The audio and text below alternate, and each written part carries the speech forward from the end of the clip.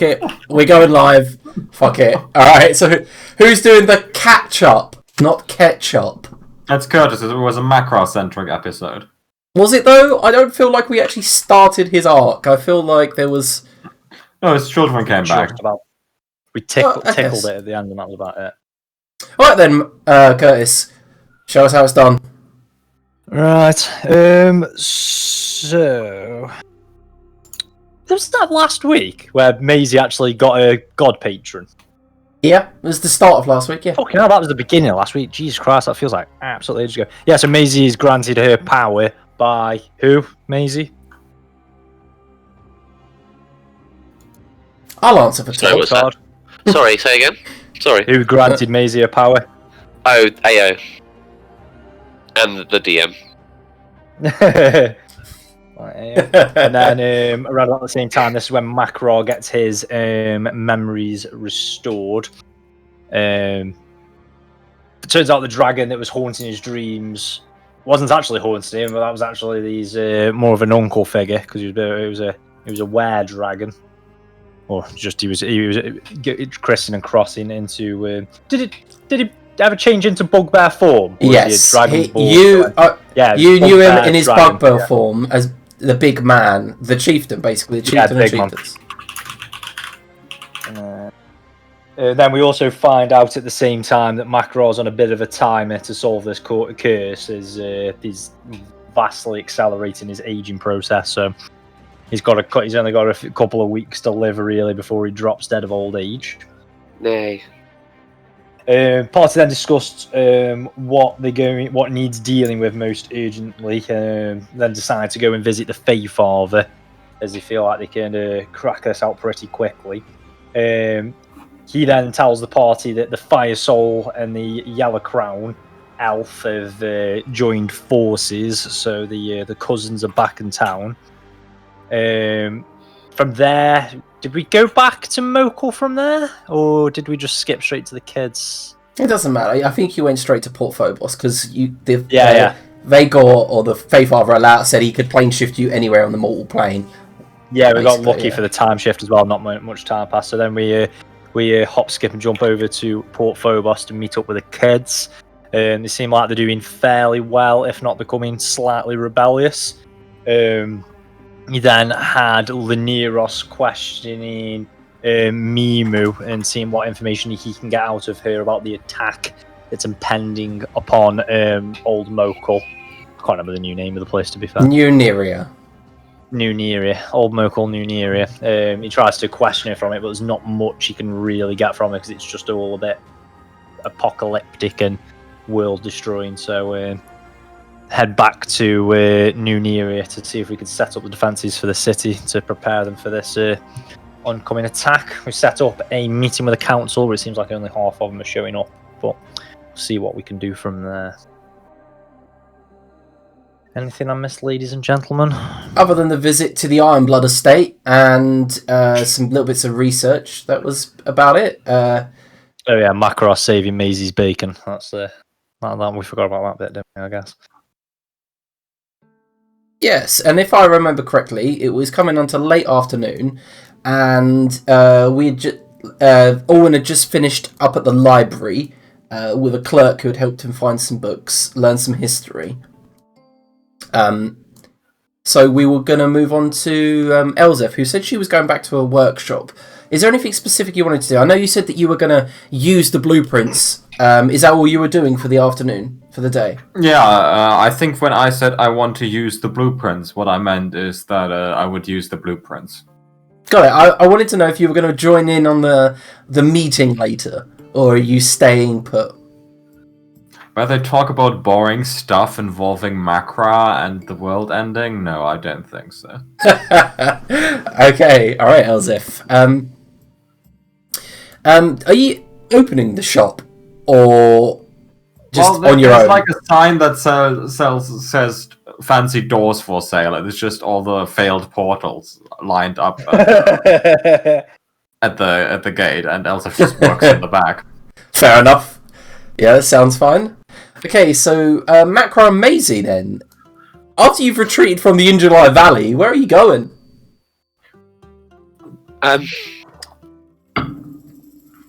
Thank you for that swift and unexpected departure from the Grildar estate.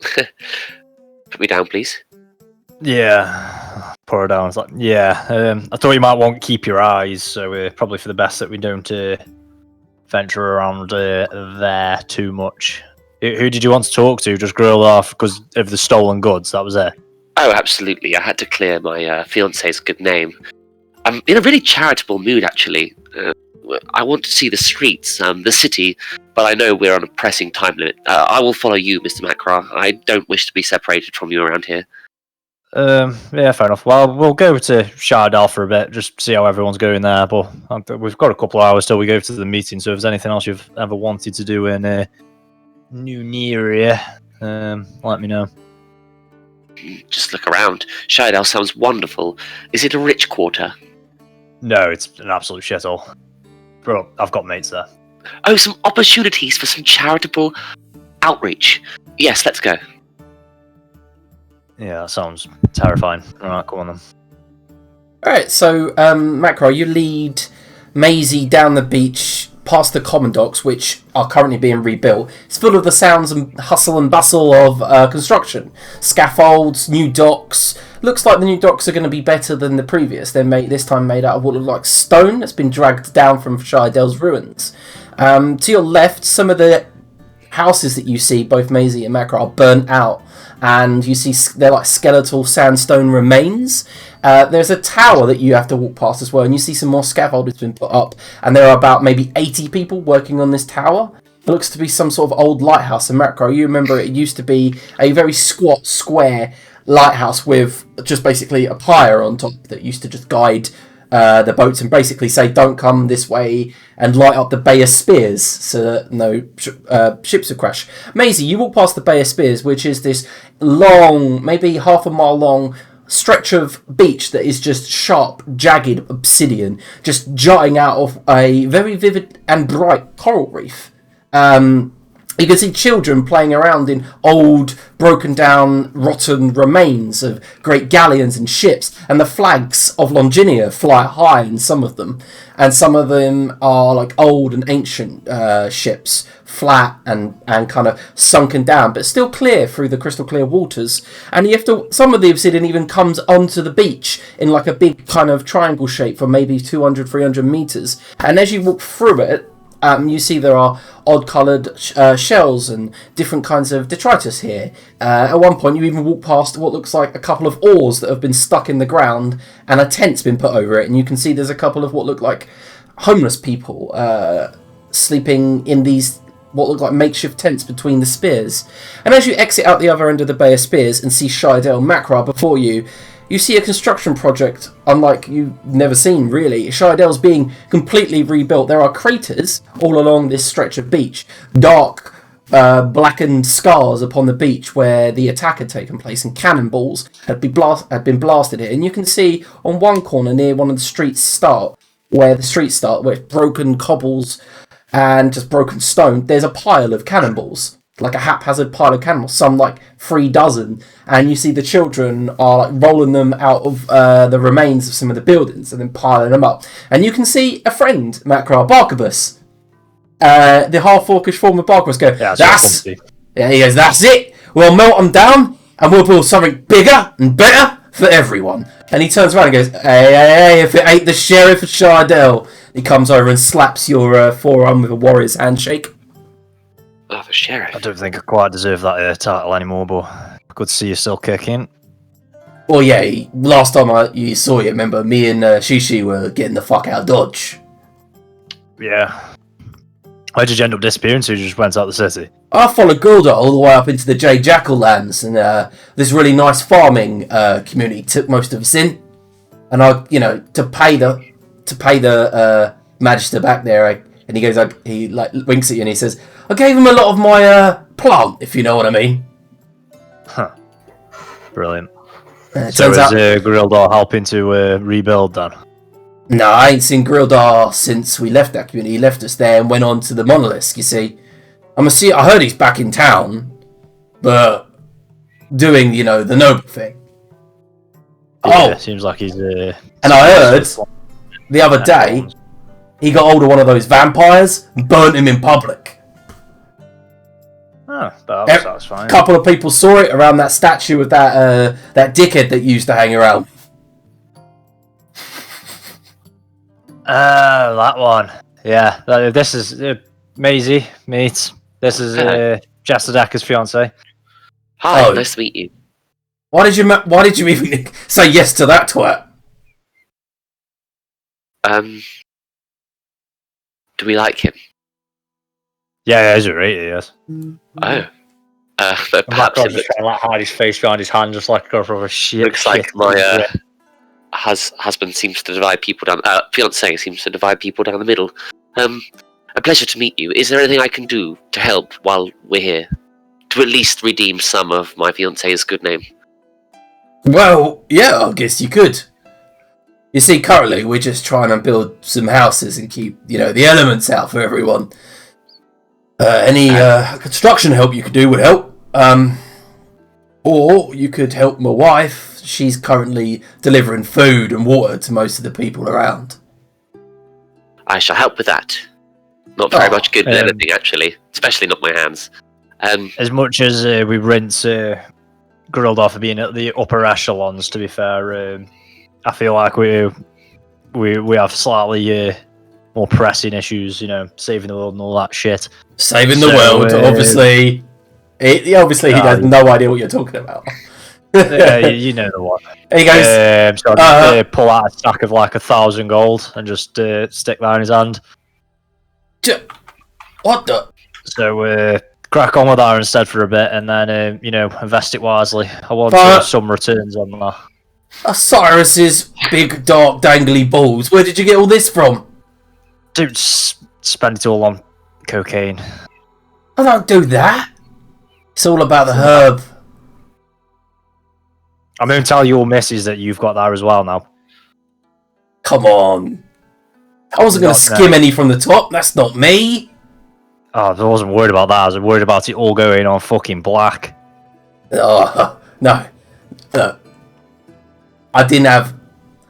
He looks really kind of flustered. All I'm going to do is help rebuild our hometown. That's it.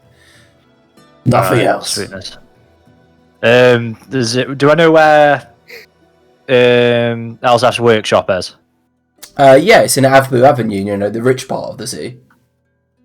So I'll tell him where the workshop is. Like, I'll probably be spending most of the time there. If you just leave a letter there, I spend quite a bit of time there. If you need any more help or anything, just let us know drop a letter by. Alright, no problem. Mrs. knows alright, doesn't she? Because you fucking do. Yeah, you definitely do. I reckon, buddy, you should probably have a shave. Yeah, grey hair. I know the recent year's been stressful, but it turns out when I started going grey, it was just better to shave it all off. I quite like the added colour it gives, to be fair. Yeah, you kind of look like that Fey prince they always talk about. Franta Claus? That one. Can't remember his name. Yeah. Boo. I like that. Right, I'll love you and leave you anyway, because we need to crack on, but like I say, just shoot a letter up to that workshop if you need any more help. And it's a pleasure to meet you, Maisie. And he looks up past the cliff face behind him, and you can just see the head of the Chester statue peering down. And he's, he ain't really that much of a twat. I've met worse. Oh yeah, yes, massive dickhead. Pleasure's all mine. And I will remain here to help until the meeting, Macra. Anywhere I can meet you, potentially. Anyone who could offer me a guide back up to town, I will get lost. She'll do that for you. Thank you. You sure? Make sure you keep a good eye on her. I will. Kind of responsible for her at the moment. Oh yeah, Maisie, keep your hand on your pockets. These little shits around here steal anything not nailed down. Oh, how exciting. Alright, come with me. And Maisie, you're led on into Shidell to help with the construction. Okay, makes his way to the workshop to annoy Elzaf. Alright, yeah, it takes a while to get there, but Alwyn. After you've been to the library, and I believe you did actually speak to your father as well, and he said he was walking around the marketplace disguised and going shopping. He did. Yeah. Is there anything you'd like to do for the rest of the afternoon until the meeting? No, if there's more time, he's just going to see if he can pick up any other books that he hasn't gone through yet to find any more information. Okay, so last time you used the time to look for books on dwarvish fortresses around the world, and there was something else, wasn't there? There's history of... I think of whatever this thing is that's coming. Yeah, and I don't believe we found out much. I can't actually remember last week what I'd said. No. That's fine. Maybe I'll use the rest of the time then to do research on the Mad King and the Fire Soul. Alright, make an investigation check with advantage, because the clerk will be helping. Can I use history if at all possible? You can use history once you've found the books and stuff. Okay. Can I assist the librarian in looking? Sure, she's got +5. That'll do. Oh, fair enough. Yeah, so 11. Yep. Jesus Christ. Eventually she does... It takes you a little while, like the best part of the hour, till she's figured out that there is about 3 or 4 books. And the book that she finds on the Fire Soul... that's what you did as well. You also found one of the books to do with the souls, I believe. But specifically the Fire Soul, she finds an ancient book, a tome written by an elder of the Morningstar clan, which you know is a noble family inside Mokhul. Mm-hmm. And it's said in here that a man died by the name of Haydeth. Let me write that down for you. Hailed from a elvish capital on a peninsula to the west, at the time called Isilcapula. That is where the Morningstar elvish family of Mokhul's nobility comes from. They intermarried for peace reasons. And it said there that Haydeth, Morningstar's father, was well known as being the first fire soul of Rhineland. Okay. But it doesn't mention his name. Alright. One moment, I'm writing that out for you if you want to copy paste. Thank you. It also mentions that there is a tower where the Fire Soul traditionally lives in Rhineland. Has it got a name or a location or anything?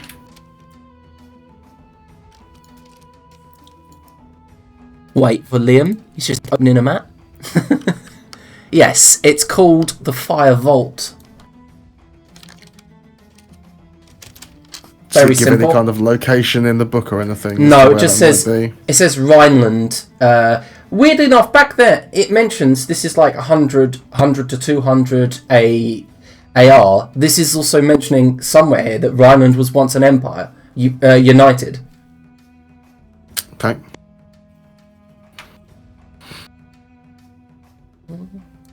Then can you roll a history check for what was the one next? It was the Mad King. Yeah, Dolaf. Yeah, make a history check when you're reading through some of these books that she's found you.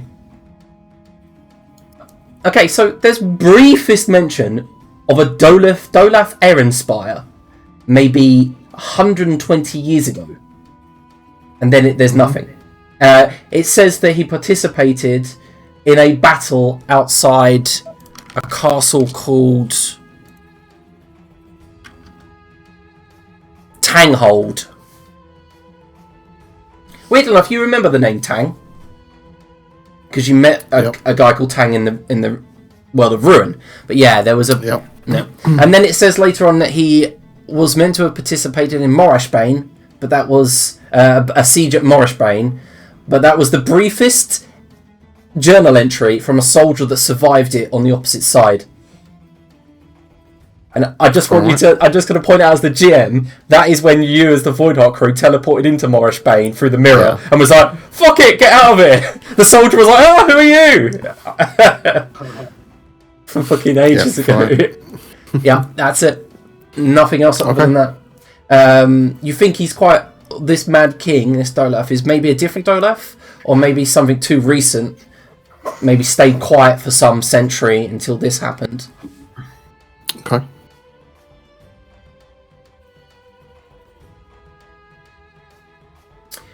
And that takes you a good part of the afternoon. Yeah, I'll just sit there reading the books until it's time for me to head to the meeting. Okay, so one additional information that interests you in that book also mentions that his father, Adawan Erenspy, who you actually met in the World of Ruin, currently is part of a world-renowned organisation of archmages. And doesn't give their name, but it's got a few names in there of notable figures that are part of the organisation. Okay. What are the names? You've got someone called Binkelwyn Smiterson. Then you've got Adwin Erenspire. And then you've got Kolka Bigby. And the fourth and final one... Oh, fuck me. Some fucking other handout that I can't get to. Wait there. So we've got Kolka. We got Kolka. Just say the name slower and slower as you try to stall for time to get the name. And at the bottom, it says Senator Antwist. That's it. Oh, that's what looks like the only people that are left. I know these people.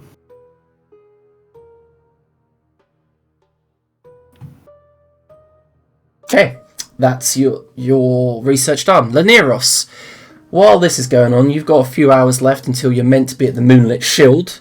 What would you be up to? Mostly just clearing my mind. Yeah,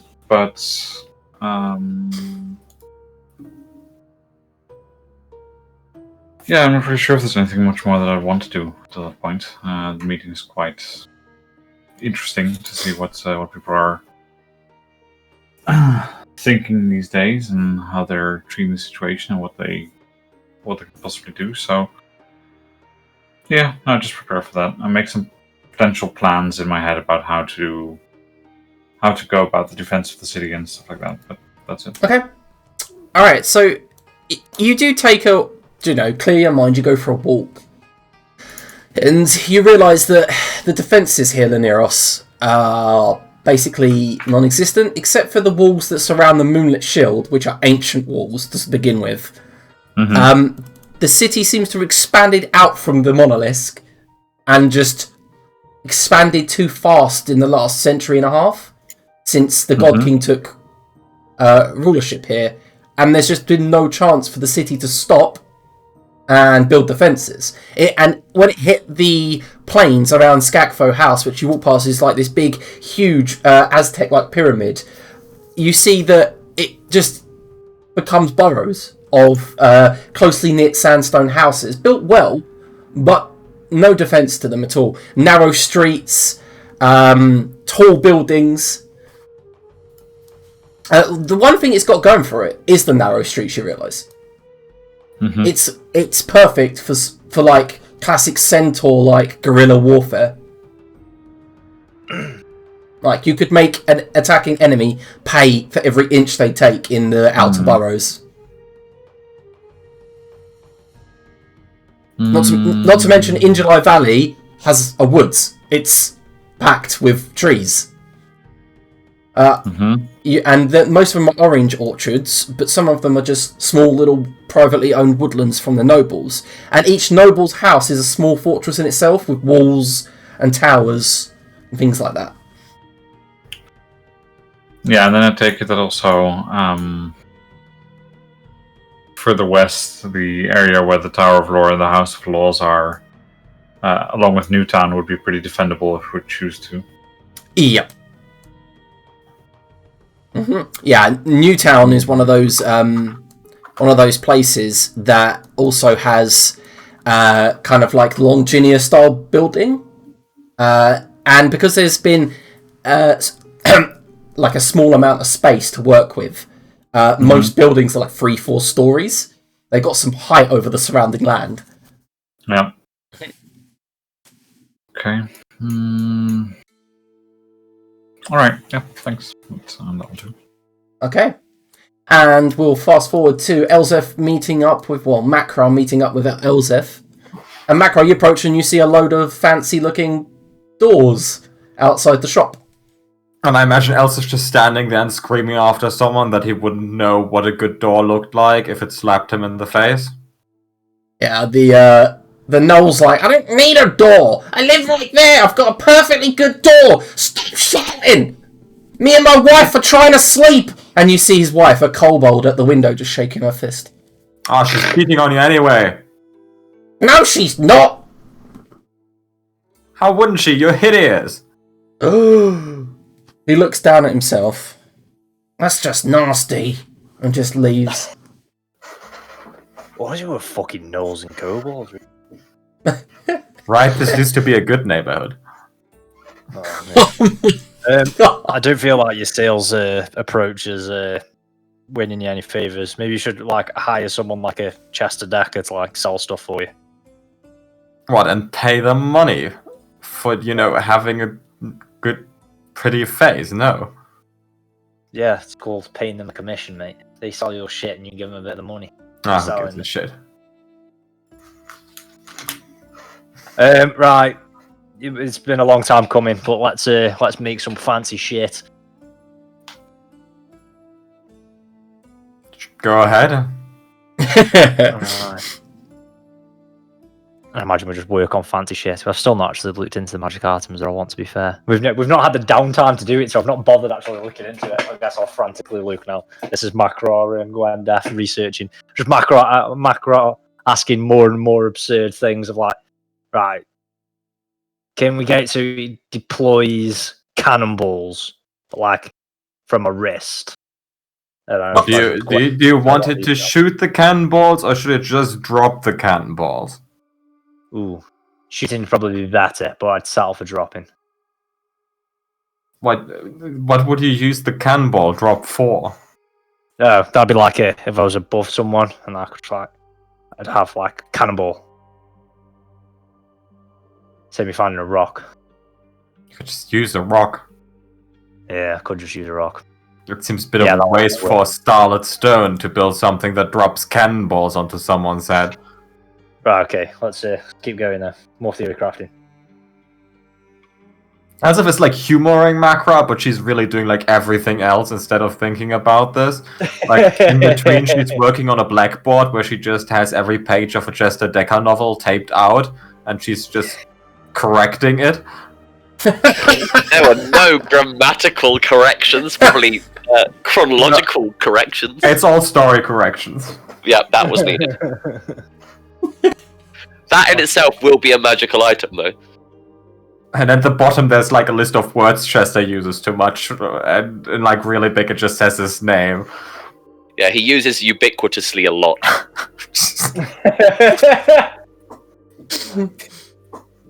Also, this whole workshop has become much more unfocused. Like, there's now a dartboard built somewhere. She has started like 5 swords and not finished them. And there's like 3 death machines, all of which she just built to the part where she had them already and not added anything. Mm-hmm. Alright, so Macra and Elsa, first you're just enter Macra. Can you both make perception checks? Probably not, no. Well, we can see. Elzef. Told you. Most of the morning and afternoon, as you've been trying to sell your doors, you've noticed there's been one particular figure. You didn't take much notice of her at first, but later in the afternoon, she came round again and then again, and this red-haired elvish figure seems to be spying on you. You definitely are seeing her looking towards you, specifically your shop. And then, at that moment, as Macra enters, you see her walking down the street again, a slight limp on the left side, and a hood up. You can definitely see it's the same figure. Green hides, a kind of elvish like tattoos up one part of like her face. She's wearing gloves and a cloak, so you can only see the front part and the tufts of red ginger hair. But she's passing your shop again. Macro, I'll tell you what. If you stop that weird elf out there from stealing my craftsmanship secrets, I will actually listen to what you're saying. What, you've not been like... Right, Macross sneaks out the back door and sees if he can sneak up on herself. Alright, roll a stealth check. Covers his face in mud. Does that make any more stealthy? What? No. Oh, for fuck's sake, that's an awful roll. Should have used inspiration. As Macro just stumbles into a door. Yeah, he misses one of the fancy doors. Oh, for fuck's sake! Right, so You try to go through one, and it's one of the ones that are squeaky. as you go out the back door, Macra, and you walk around to the side of the workshop and down the alleyway, she stands at the other end of the alleyway, kind of same idea as you. And she was making no chance to hide. You were. So you immediately go, like jump to the left and hide behind the wall like Metal Gear Solid style, even though she's seen you do it. And as you do, you crash into a load of wicker baskets and go down in a hail of what looks like stored grain. And she just, you hear not like a, kind of like a slight gasp. And then when you look down the alleyway, she's no longer there. Well, I guess I stopped her from stealing stuff. Job done. Right, Gwandia, you gotta listen to me now. You're really obsessed with that dwarf that abandoned you for, I assume, better companions. Yeah, she's pretty cool. Okay, so what if we just stick the starlit stone on a stick and you stop bothering me? Would that fix your problems? I don't know. No, definitely not. I could forge it into a sword. I've got an idea. I mean, old as fuck now. What if we do like armor or something? Because shit's starting to hurt more. You know, now I don't get really big. So what, it took you until 60 that you figured out that it is bad to get stabbed? Well, yeah, but it just didn't really matter before. Like, there was that much of me. Like, it didn't really matter when I got stabbed. But can we put that into armor? Does that work? I can make an armor out of it, yeah. Let's do this then. And Macro wants some like medium armor that's still stealthy, like the best shit we can do at this point with what resources we've got. Well, Elsif can just make every medium armor stealthy because she has the armor feat. But I guess Elsif puts any armor. But what is the starlit stone? Like 5,000, 20,000 we said, right? What is that? Yes, it was 25, wasn't it? 25,000. But let me look at the Xanathar's crafting. Yeah, it's worth the same amount it is to sell a legendary item, right?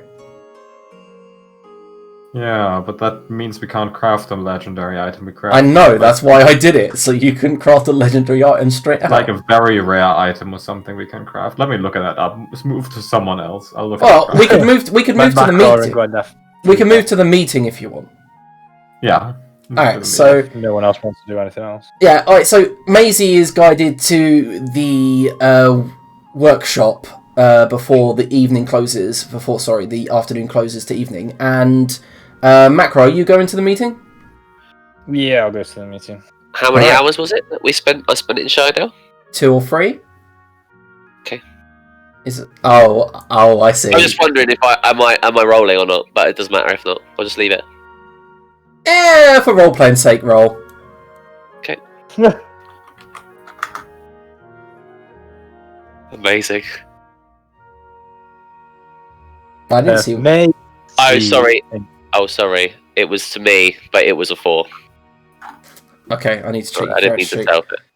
I need to check your character sheet because, like, I need to know what's about to happen. Yeah. Give me a second.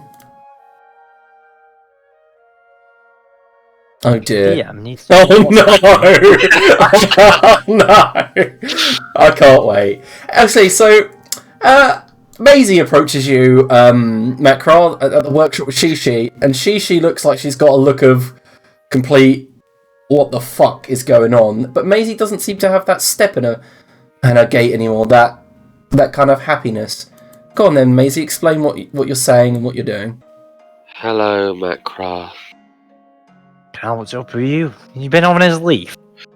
Oh, I've just spent the whole afternoon lugging food around and putting it on people's doorsteps, and it's just perfectly awful. You did sign up for it. I thought it was a good idea at the time, but now I'm just tired. Yeah, next time you just do what I do and give them gold, and then they revere you as a god. You've not actually done very little. Because then I'd be poor and destitute. I don't want that either. Maybe earn more gold then? But that's effort, Macra. Right. Yeah, Macron's bored of listening to her being depressed Maisie already. Right, come on, we're going to meeting. Stink like shit. Oh fuck! Thank fuck you didn't roll a 1 for the meeting. I would have auto forward. Alright, okay, so Elzef, I'm assuming you're not coming then. No, Elsa has actually started work on the armor, and she's now sketching like Macra and different armors. That's right. Don't reply to me. Macro gets an idea looking at the sketch. Oh, go on. What are you saying? And at some point, she stopped drawing Macra and armor, but like a good-looking elfin armor. And at that point, the drawings become much better because she has found like a focus. And at some point, she just starts randomly hitting the stone with stuff to see what it can withstand. I don't want me look like an elf when I wear it. Go away! You're not not gonna look like an elf. I just want to see what the armor looks on someone that actually, is presentable. Tell you what though, that might be a good idea. Instead of making me look like I'm an elf, why don't you just make it so I look like I'm not there? So I'm like, slightly. So like I'm actually here, but it makes me look like I'm there. That's basically Curtis saying, make me some phasing armor. I know he wants like blue armor or something. I got up in it as well. It's like, but he just continues to wave his finger in the face like that for a while. Until she gives him some form of like an acknowledgement. Leave the workshop, or I'm not gonna do anything. Alright, so Maisie, Macra, Laneros, and Orwin, I'm assuming you all meet outside the throne room in the Moonlit Shield. Yeah, Macra makes sure he washes before he goes. He actually smells nice for a change. Yeah. Okay, and outside, waiting eagerly, is Hedrail Morningstar, a middling-aged elf with bright green eyes, white silver hair, and a goatee that seems to be trimmed and comes all the way down to the brooch that he wears, which is the Morningstar brooch, a gold circle with yellow and platinum rays around it, and he just kind of like walks up and down in front of the big doors before down the corridor you will see Chion Japu arrive. Chion Japu was known as the second Methuselah. She was married to the God King, one of his second wife, and she took after her sibling wife in kind of attitude and charity, very much like the Methuselah in personality. And as she walks with, slowly, she's 70-something odd years old. She walks with a walking stick. And as she approaches, you see she's got a wrap around her head that's multicoloured and jewelled. And she's guided by her son, Lukman, one of the God King's, Jehudi, a son of the God King. Lukman's known for his duties in the blood barracks. He's well known as a paladin and a cleric and like a religious fighter. And when his father's deeds were shown, he turned against him, was one of the rebellions that stuck with the new Nerian Council alongside his mother. And as she approaches, she looks up and gives you all a smile. She's missing a front tooth, but it doesn't make her look like a witch or a hag. She kind of has this kind smile across her wrinkled face. And then she just pokes at the door and she goes, are you going to open it then, Morningstar? Or just pace back and forward? Open it. You going to make an old lady open it herself? Oh, of course not, my lady. And he opens the door, and you all filter into the throne room. The throne's no longer there. It's a large, spacious hall with a single table that can seat up to 25 people. There are no seats at the heads either side. It's just been taken away, so there's no someone more equal than others. And as you walk in, you see Grildar is sat there on one of the chairs, asleep with his feet up on the table already. And as you guys walk in, he opens his eyes, and you realise that he was just probably resting, and he sits on the chair, steeples his hands, and waits, and the Morningstar goes, "Oh, you already here, Ironblood?" And he says, "Yes, I'm always early." And then Hedrel takes a seat opposite him, and you're all guided to your own seats. And Laneros, you are given a seat in the middle, because you were the one who called the meeting.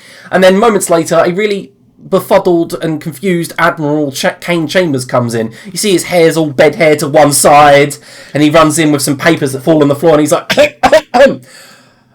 sorry I'm late. I was napping." And he takes his seat. So currently in attendance you have Grildar Ironblood standing in for the Ironblood noble family, Hedril Morningstar standing in for the Morningstar noble family, Admiral Kane Chambers standing in for the Longinia, and Chion Japu, a major player in the previous Mokhul city's political climate.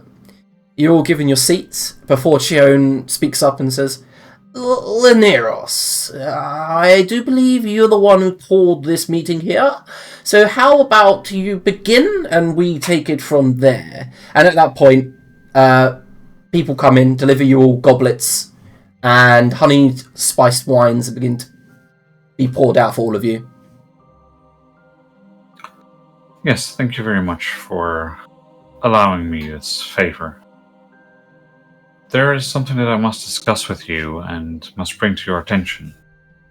I will first inform you of the situation, then would like to hear your opinions, and then I will share mine. What's happening is that the threat is approaching, and it is approaching fast. And I believe it is a threat so far unforeseen to members of this council. But it does threaten the very existence of everything that exists here. And while that is not necessarily my concern, it is my concern to keep up good relationships with you, and as such I feel compelled to share with you whatever information I have on this threat. And then I'll go and explain the kind of problems that we're dealing with. I'm not going to share everything, but just like the big idea. There's something coming towards us, and it's coming fast, and we need to be ready. We don't quite know yet how, but we need to do something to go code red, basically.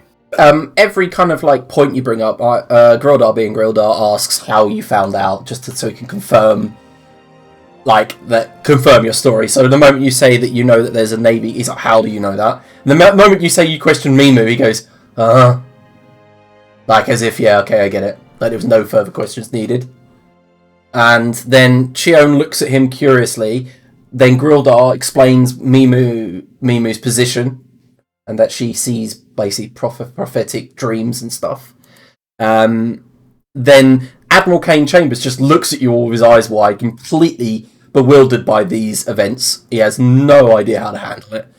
Hedron Morningstar. So you're saying that new star in the sky is something otherworldly? Correct. And that it's going to bring a navy eastwards to us? Yes, and it threatens more than just here, but it seems that here is where it will begin. Not only do we have to deal with the Consul of Foth and Lady Greenridge in the north, and then Nadina Gravewarden in the northwest, but now we have to deal with an encroaching army by a mad elvish king from the west. And the treasury is more than depleted. And Chiang goes, I know, you've said several times, because it was not only depleted to try to fight Longinia, and he looks towards Kane, and Kane just puts his hands up as if he's innocent, but it was also raided by everybody in the city when the city fell.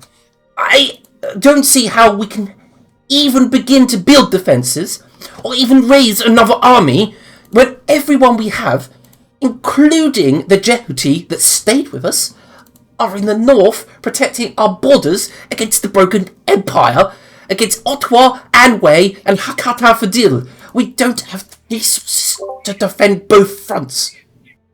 If I may... You may, whoever you are. He's right. There's no point. See? Wait. Could you hold on for a moment, Maisie? Thank you.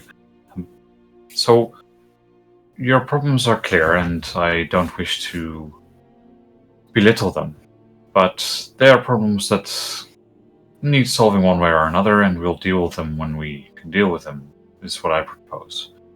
First of all, we should summarize our problems and see what's actually facing us.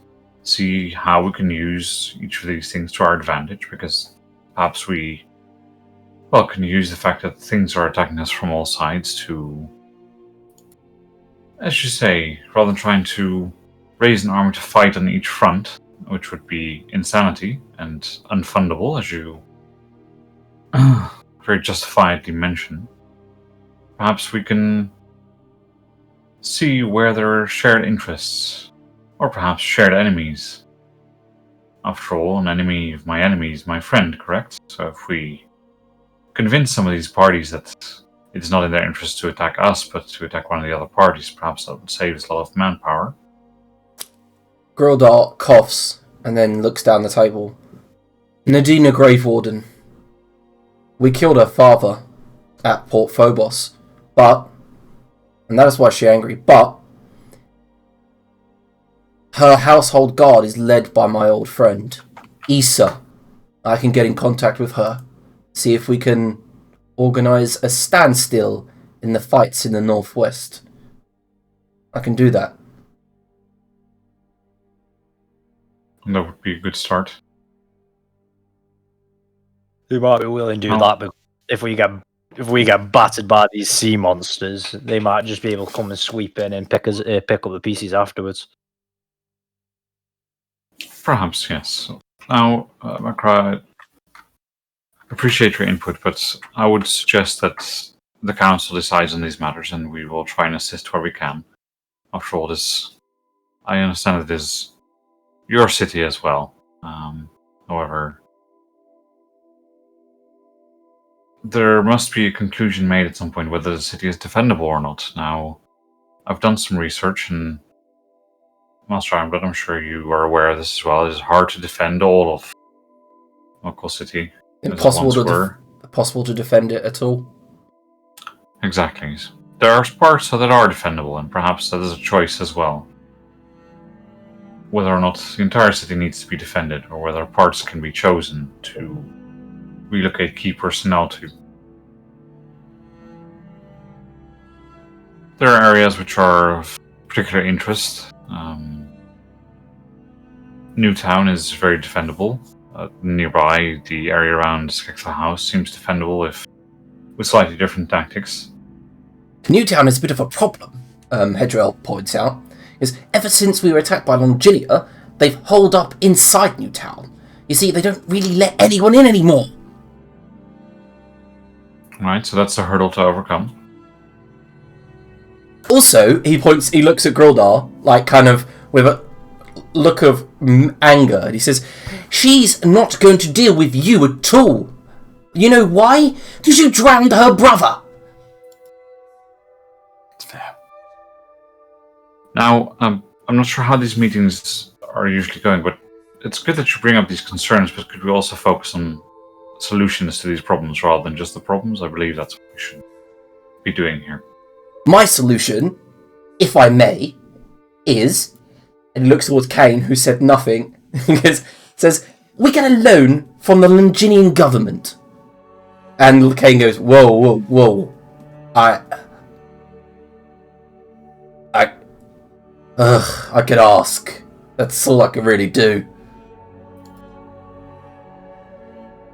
If I may, there seems to be an old, rather simple saying that applies here.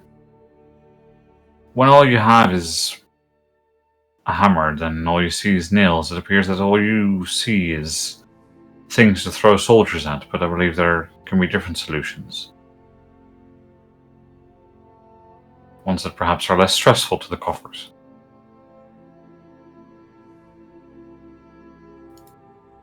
There's silence. And then Hedrell's eyes fall upon Orwin. Why don't we send him? Sorry, you want to send me where now? You. Deal with Nadina. You're about her age, aren't you? You look 12. I don't know with humans, it's hard to tell. Like 17 or so. Who? I don't even know this person. You are Leneros' friend, right? So you're here with interest in I suppose helping. so. You're around about her age. Why don't we don't want to see Gilda. You see, Iron Blood here killed her father and then drowned her brother. Or the other way round. It's confusing how much murdering you actually did in the last 6 months. And I understand the concept that you're trying to get to, that you don't want Grildar to go, but why do you want me to go? Because I don't know this person. I don't really know what you want me to do with this person. Grilder in the corner just scoffs and crosses his legs on the table again. Yeah, I want you to deal with her. Diplomacy. The like. Perhaps convince her to stop her attacks in the northwest. Right. I mean, sure, I'm not really ever been a diplomat before. I mean, bit of bartering and the like, but Yeah, that's what you... he looks at Grildar, looks at Kane, then looks at Laneros, shrugs, then looks at Macro, and then Maisie shrugs. You're the only obvious choice. As I say, I'm willing to try. I've been known to be persuasive at times, but sure, I'll give it a go. At least so that we can recall our troops from the northwest. Some kind of ceasefire. Fine. I'd be more than willing to accompany you on this trip, Alwyn. After all, that is what I do. I think that would probably be for the best. I mean, it's your job. You know what you're kind of talking about there. If you need someone to have a slight flourish with words or something, maybe I can help out. I don't know, but we'll do what we can. Appreciate it. Mm-hmm. And Hedril says, anytime within the next few weeks will be fine. Maybe up to a month. You said we have 2 months until this impending attack, right? The troops could be recalled within 2 weeks. So you have up to 6 weeks then to commit to a ceasefire for us, please. You mentioned that you also are on a journey with this here bugbear. Yes, this is Macro. And Chion says, that isn't just this here bugbear, that's Macra, the Sheriff Shidell. Your reputation precedes you as a warrior.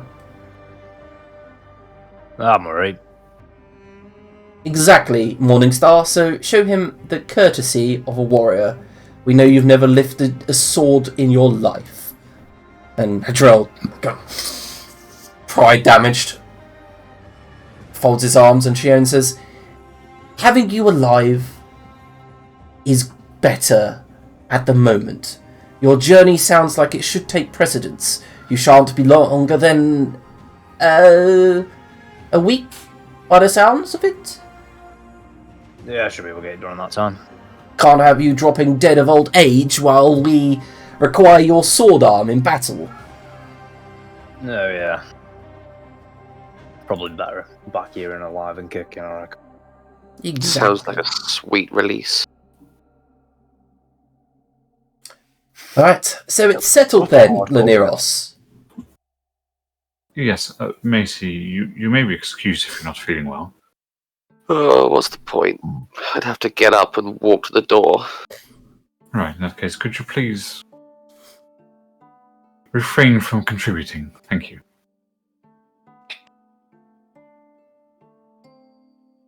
Right, you are. And then out of nowhere, Grildar just says, oh, the assassination failed, by the way. And the room look at him. You know, the Lady Greenridge one. And Sharon just shakes her head. It's a shame. That's a real shame.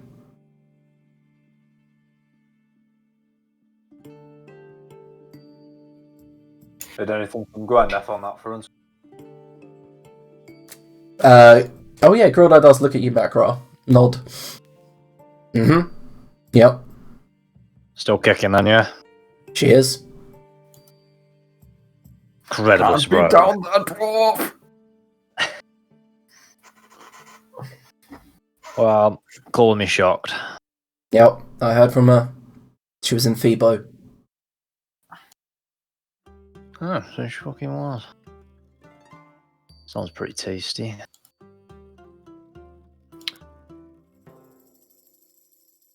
So, meeting over? If you feel that is sufficient, we mentioned several fronts. I believe We we've are. only discussed one. We are warned, and I will take it upon myself to contact all of my friends in Longinia. I will send a letter to Lucinia Mary Beth Breton, Her Majesty, and I will also apply to have a meeting with Noah Henrith, the Prime Minister. Or when I have their replies, you shall know. Can we not raise a wartime tax duty in the city? There's no other funding available. Impossible! Hedril butts in. Fair enough then. Bonds? Have we not got anything we can sell? Nothing! The city is ruinous since the last attack. He looks at Kane again. Kane says nothing. It's... When they retreated, the Broken Empire, that is, the God King's son, Al-Fadil, he took most of he could, raided the treasury, took any items of magical worth. Feel like we go and reclaim some of that in the near future, or bigger fish to fry.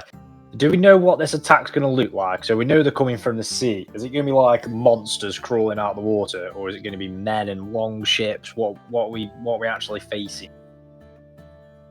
Right, but before this meeting gets completely off point, we were talking about the other threats, and we've now discussed the one to the north. There are multiple, yes? Could you shed some light on what else we could potentially do? I don't believe the puzzle is finished, just putting one piece into place. There's silence, like as if they don't know. Kane puts a hand up for the first time. I actually have something to contribute to this. Please do. Well, when my armada from Longinia passed westward, we had to pass the waters you call Wetway. You have a pirate fleet sitting not 100 kilometers to the southeast, I believe. I think it may be prudent to perhaps ally yourselves and issue pardons to these pirates in exchange for their help, maybe? I do believe they had some 200 ships in total combined. Oh, fuck me, that's... I mean, we had to pay several thousand gold pieces just to get through safely. And he just goes, that fat tabaxi bastard. Oh, yeah, the fat tobacco. And Gildar laughs, like chuckles, remembering the nights that he had at his place, yep. You remember Matt Crow as well?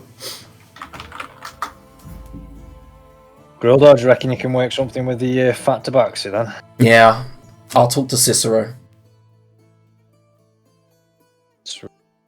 I'll help shore up defences.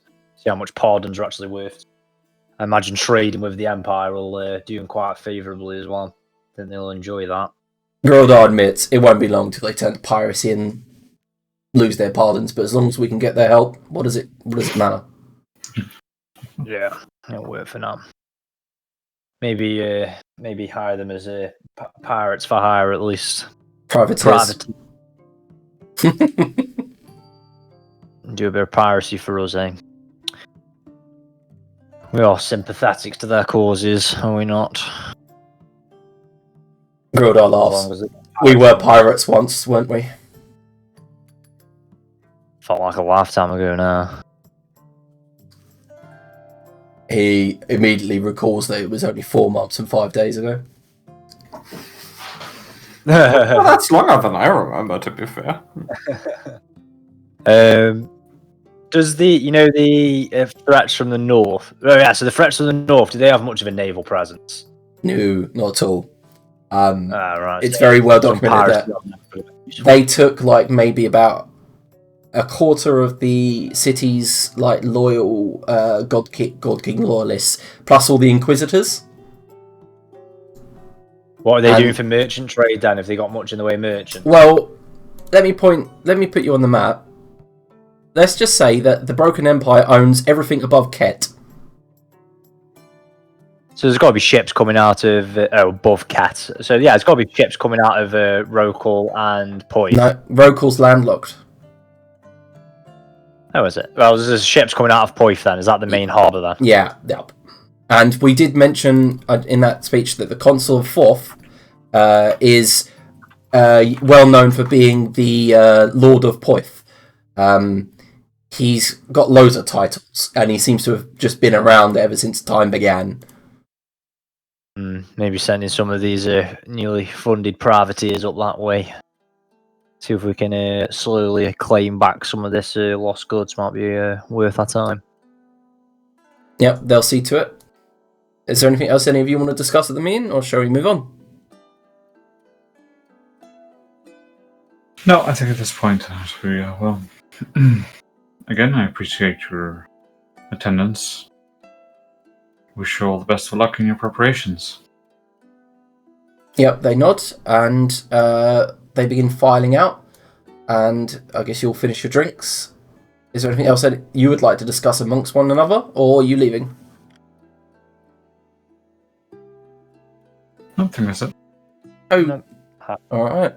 Right, at that point, we're going to go ahead and take a 5-minute break just to digest all of that. We'll be right back.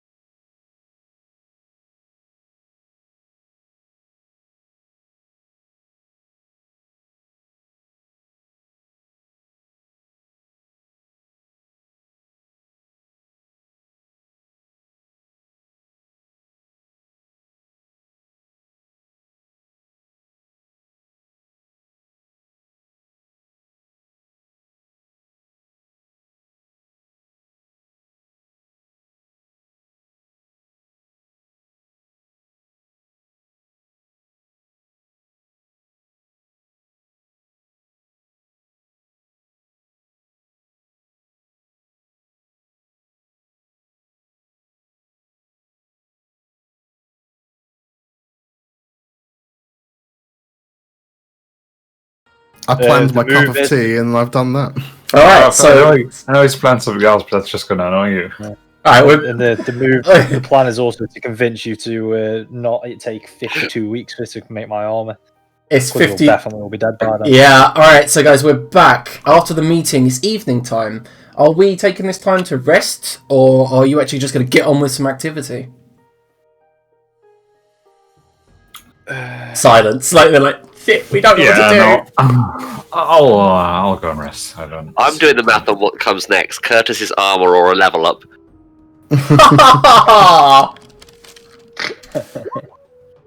Yeah, I guess rest for tonight. We need to discuss when we're actually going to set off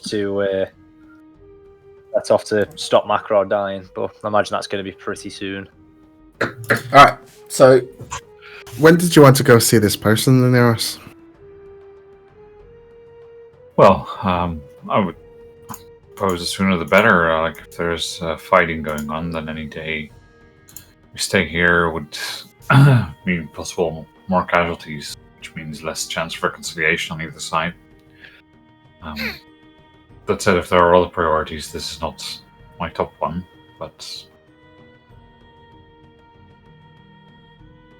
we can go when you're ready. Well, as far as I'm concerned, the number one priority is dealing with this threat, so if this is going to aid it in some way, then I'm ready when you are. Okay, well, on the morning then. Tomorrow, then. He sets off. okay, so you do get a message, maybe mid-evening, Orwin. It comes through in the back of your mind. Son,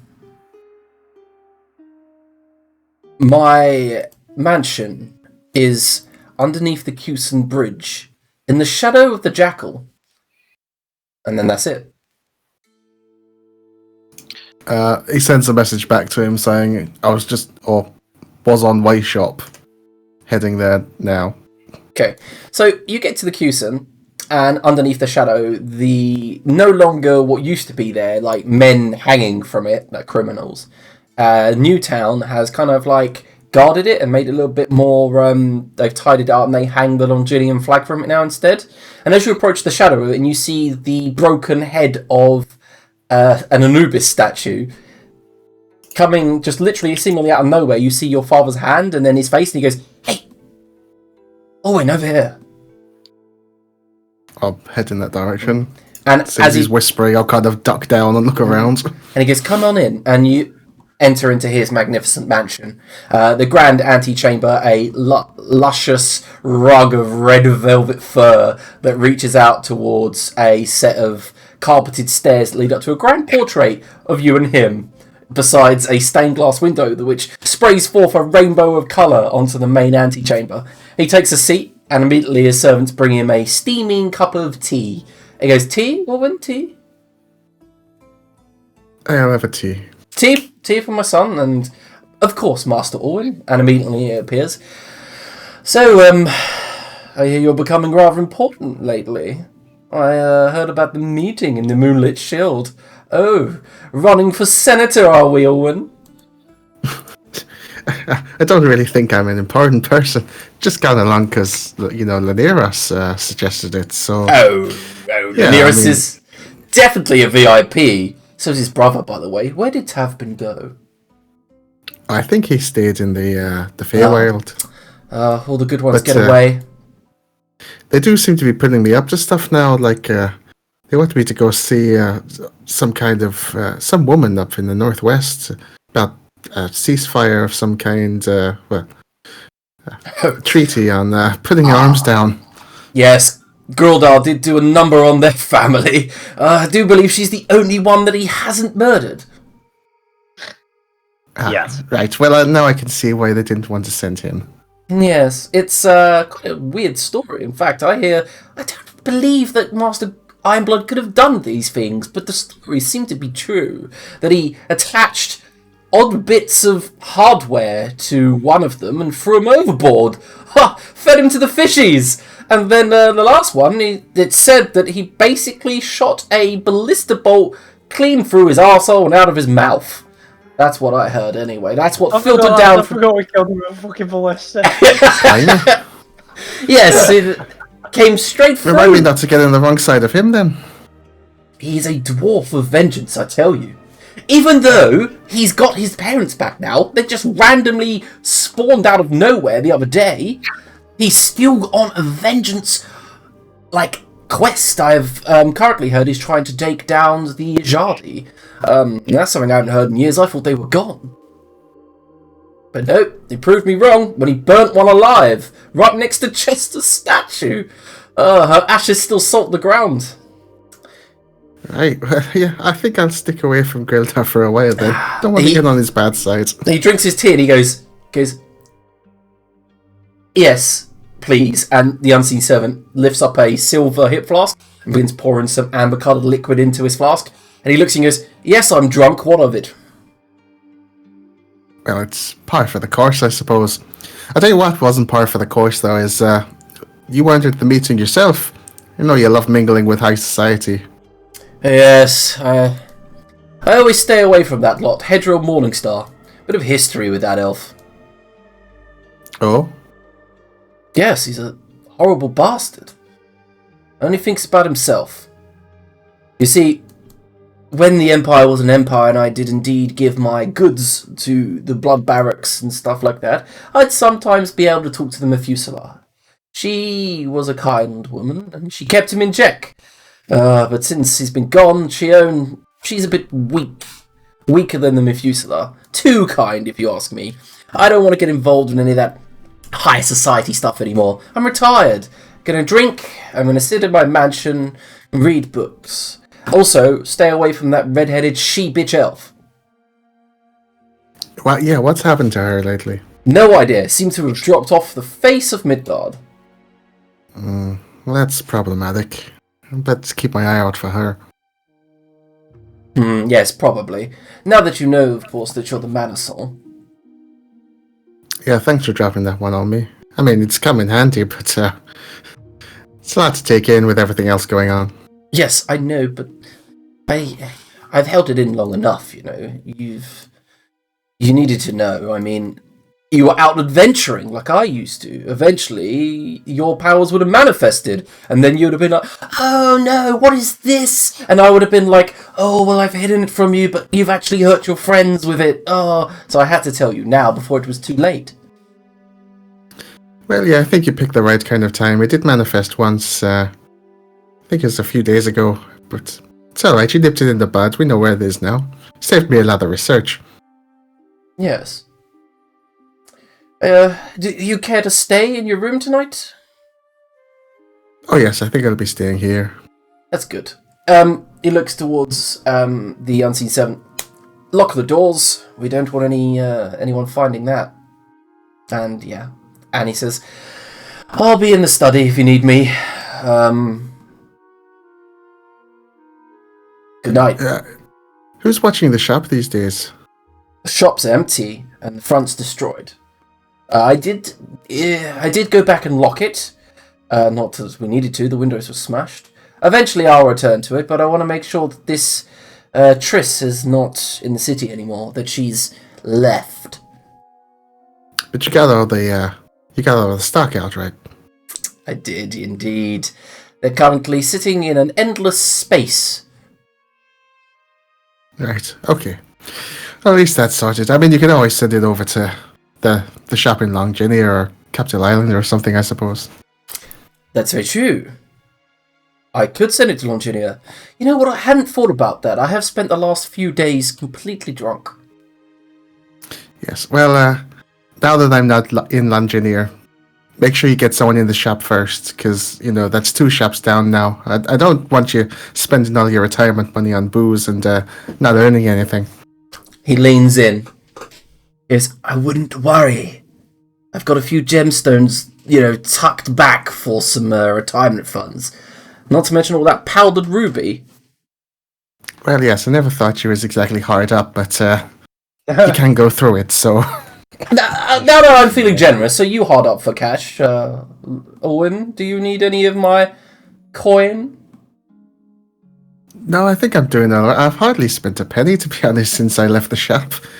But you always paid me handsomely enough, so it's fine. Thanks, Dad. No problem, Morwin. I'm going to go to my study now and probably read a book or two or three. Oh. Nice. I'll see you in the morning before I set off. Alright. Good night, Orwin. Good And he night, leaves. And as he walks up the stairs, he turns and goes, "Don't do anything I wouldn't do." And then disappears. That leaves me quite a lot of options, Par. Alright, so any of the rest of you want to do before the evening's up? I've got loads of head shakes. What about you, Maisie? No, I think she's kind of crippled in self-doubt. Probably before leaving the meeting, I'll be like, I walk out the door and I'm like, oh.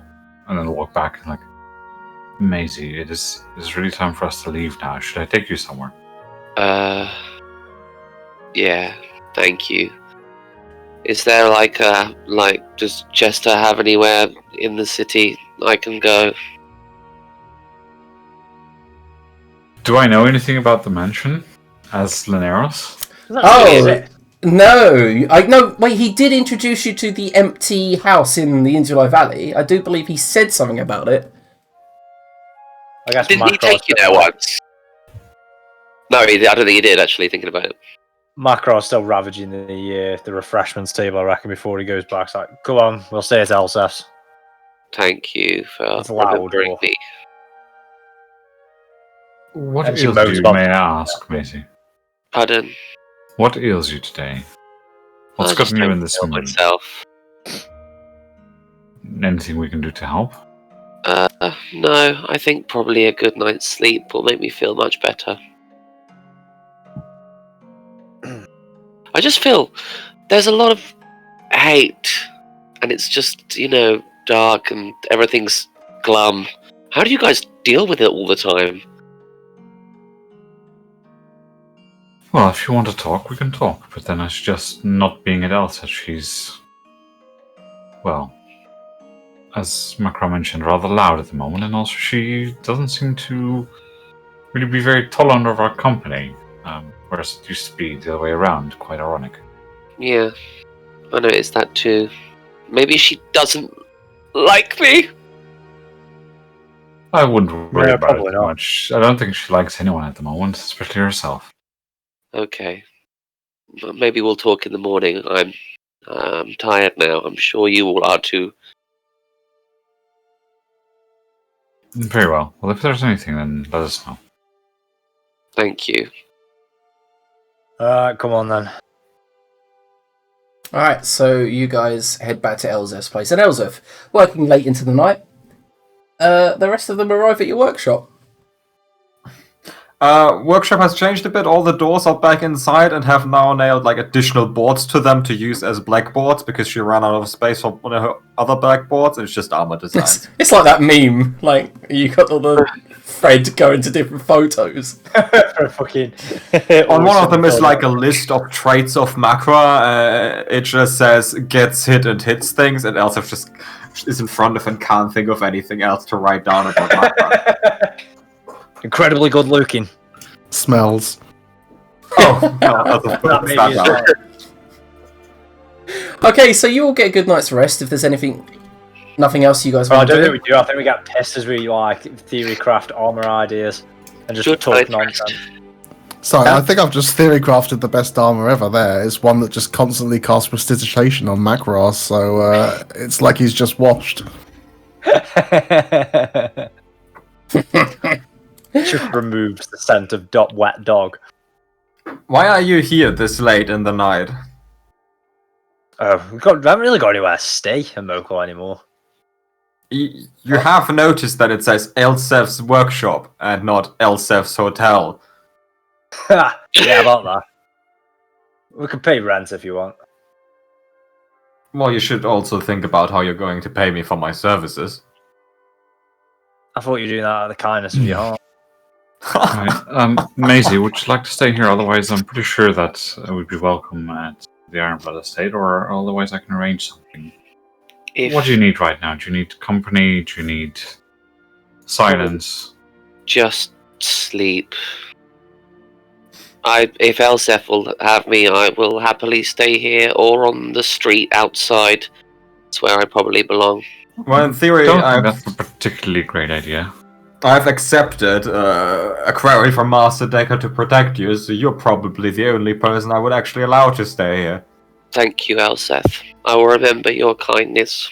You can sleep on like the cupboard over there, or Well, the utilities closet is there. That is an option, but I have rather more comfortable accommodations with us if we don't wish to stay here. And I'll start gassing mansion. You could sleep on the tomes of forbidden knowledge about the Yellow King over there. They make a decent bed. I slept on that yesterday. Yeah, the mansion sounds like a good idea, even in her. Alright. This is the one thing that wizards always love doing, so... Ole, tell me what Laniros's magnificent mansion looks like. Yeah, so I think it's partitioned in a few different areas. Yeah? One where there's like the quiet sounds of some birds and a water fountain, and just like an open space where you can sleep like under a like, I don't know what you call it in English, like a porch but made out of stone, and just a nice area where it's outside but under a roof. Conservatory? Awning? Yeah, an awning. Yeah, like more like under a big awning, right? Yeah, okay, yeah. And so there's some hammocks and things there between the trees that are in the covered garden, let's say. And another there's more simple chambers, which are just like for people who come and stay, who don't like the outdoors that much, because there's sound and things. Mm-hmm.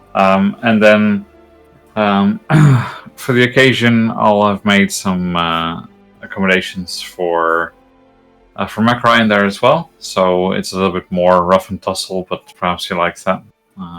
If you're used to sleeping on a hard bed, like sleeping on a soft bed is bad for your back. So there's that. And then I've just made like a separate area where Maisie can go, where there's just like a walk-in chill out room stuff. Yeah, just for her to like, close off from the world, basically. Infinitely nicer than Chester's mansion. Yeah. And the servants are very absent. Like they're there, but they're just perform cursory duties. And they're not like Chester's, where I had like man thongs do on. things with them. They had like mankinis on. Just the echoing of excellent. Just constantly making noises. He's just got them instead of parakeets. Alright, so long rest is had for everyone. 56 days to go. Oh, shit. Bless you. So the morning comes to you all with a nice long rest. You've all fed. Some of you are slightly worse for wear with a hangover, but you're used to that. And as the morning greets you all, I feel like we're entering a stage of alcoholism where we don't get hungover anymore. We're just constantly at that low level of buzz. Alright, you all meet back up in the morning, and as a party, what are you doing? Right.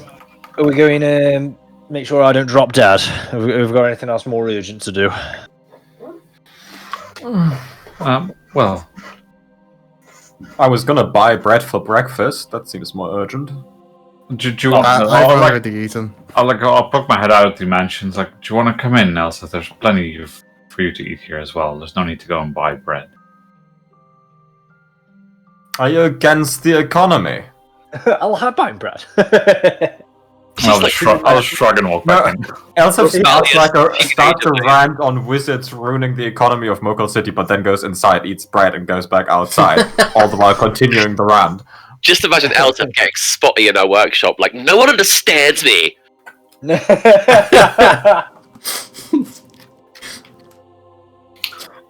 How are you feeling this morning, Maisie?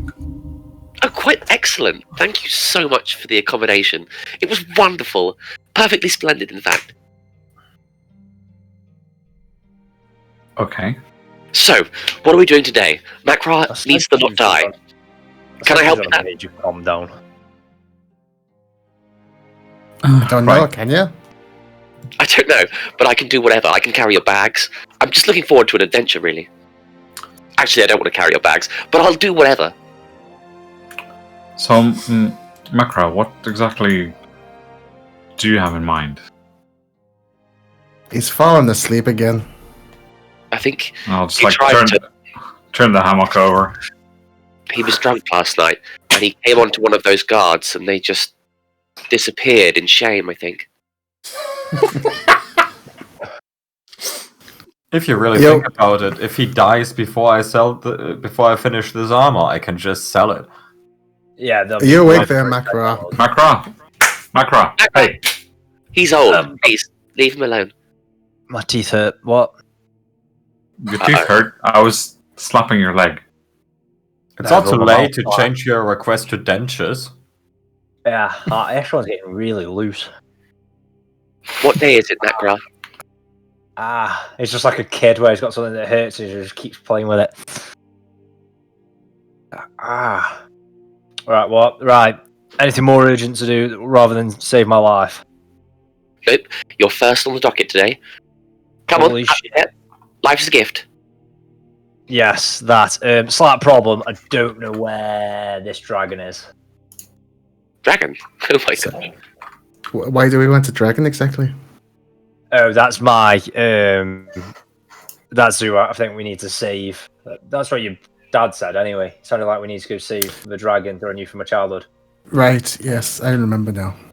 Yeah, guys with like. Owen, you specifically remember your father not saying anything about dragon, but he needs to free his ancestors, the ones killed or slash converted. That's what Macro took. That's the dragon needs saving. I know, The but dragon is dead. I had to remind the more intelligent players here.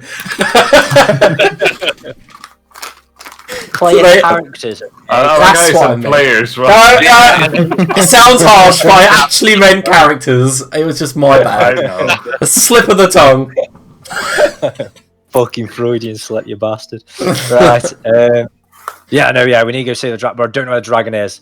It's called the Crystal Dark, he said, but don't know where the Crystal Dark is. Or how to get to it.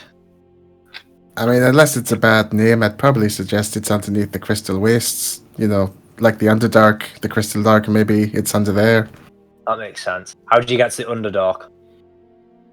There are varying passages across Midgard. Do we need to do like one of them ones where you will go into a library and find out how we get into there through like Crystal Waste? I mean, probably. You'd have to do some research on it, of course. Right, research. Yes, that. Can we do research, please? What do I know about the Crystal Dark? All right. Can I roll nature or history? Right, so each one would reveal something different, obviously. History would reveal its history. Nature would reveal like dangers, creatures, anything, details like that. Yeah, I'm more worried about getting in currently. So probably nature. Maybe? Yes. About, like it's geology and things. Yeah, so roll me nature check, and Wow. you have no idea, and you don't believe you've ever been there or seen part of the Crystal Waste, really, in your travels. It's quite deserted, being a desert. A desert? That's terrible of me. That's terrible of me. I don't know where I was going with that sentence. This man is an author. It's desolate. It's well known for its nomadic tribes, especially with Dragonborn, but the Crystal Dark is something you've never quite explored. Well then, I believe I'll do some we research before heading out. Could possibly Do you save think quite any a of these lot of time. nomadic tribes might know where to go in there? Or are we best just researching it in the library, see if we can find an entrance? Well, what I've generally found is that asking around for directions generally sends you the wrong way at least 3 times before coming to the right place, so I prefer to do my research first. And we can always fall back to that scenario if need be. Yeah, let's do that. What do you know about the do we need to take any supplies? Because I'm going to be no good for the research. So I can go and like buy shit that we need whilst you lot are like figuring out how we get there. Whenever heading somewhere you're not very aware of what the local wildlife is like, it is very much recommended to bring at least food and water. Okie dokie. We don't need much. We will have enough if I summon the mansion to survive and have our dinner, etc. But during the day, at least, we need some clean water and, well, I propose a bit of food for on the journey. Just keeps you sharp. Do we have a bag of holding at the moment, don't we? You Also do. fast one. I swear I'll Macro had actually- one as well. Yeah, I did also have my has one. couch sheet, which was silly. If I did have one. But yeah, Elsef has one as well, I know that. Elsef's mostly just has books from the library, and she was stealing while you guys were listening to the orc doing exposition. Fair enough. Chuck us the bag of holding, then I'll go buy some supplies whilst you research how we get in. Oh, can I come? You coming to buy supplies or you going to the library? Yes, supplies. Yeah, go on then. So, Elsef just finishes the war machine upgrade. Because that was 8 hours. She did like 4 yesterday, and then 4 on Macro's armor, and now we're just gonna finish that. Okay. We said 8 hours and 500 gold. I subtracted the gold. Cool. All right. So, Go to the library. how many days worth of supplies do you want to buy, Macro? You'll get how long does it last for? Oh, all right, I'm doing it in days, like days rations. Yeah. So say if I buy like 3 weeks, will it all go rotten in like 2 weeks? Like, how long No, does it last for? rations are rations for a reason. They last long. That Oh, looks right, okay. leathery. You'll get like a month's worth then or something. Like if that'll fit into the bag. All right, one moment. That'll set you back. I'd say 100 gold pieces for a month's worth for the entire party as well. Yeah. Track, dude. Macro's It's like throwing around the it's just so you know, it's like 4 or 5 barrels of water and about 3 crates of food.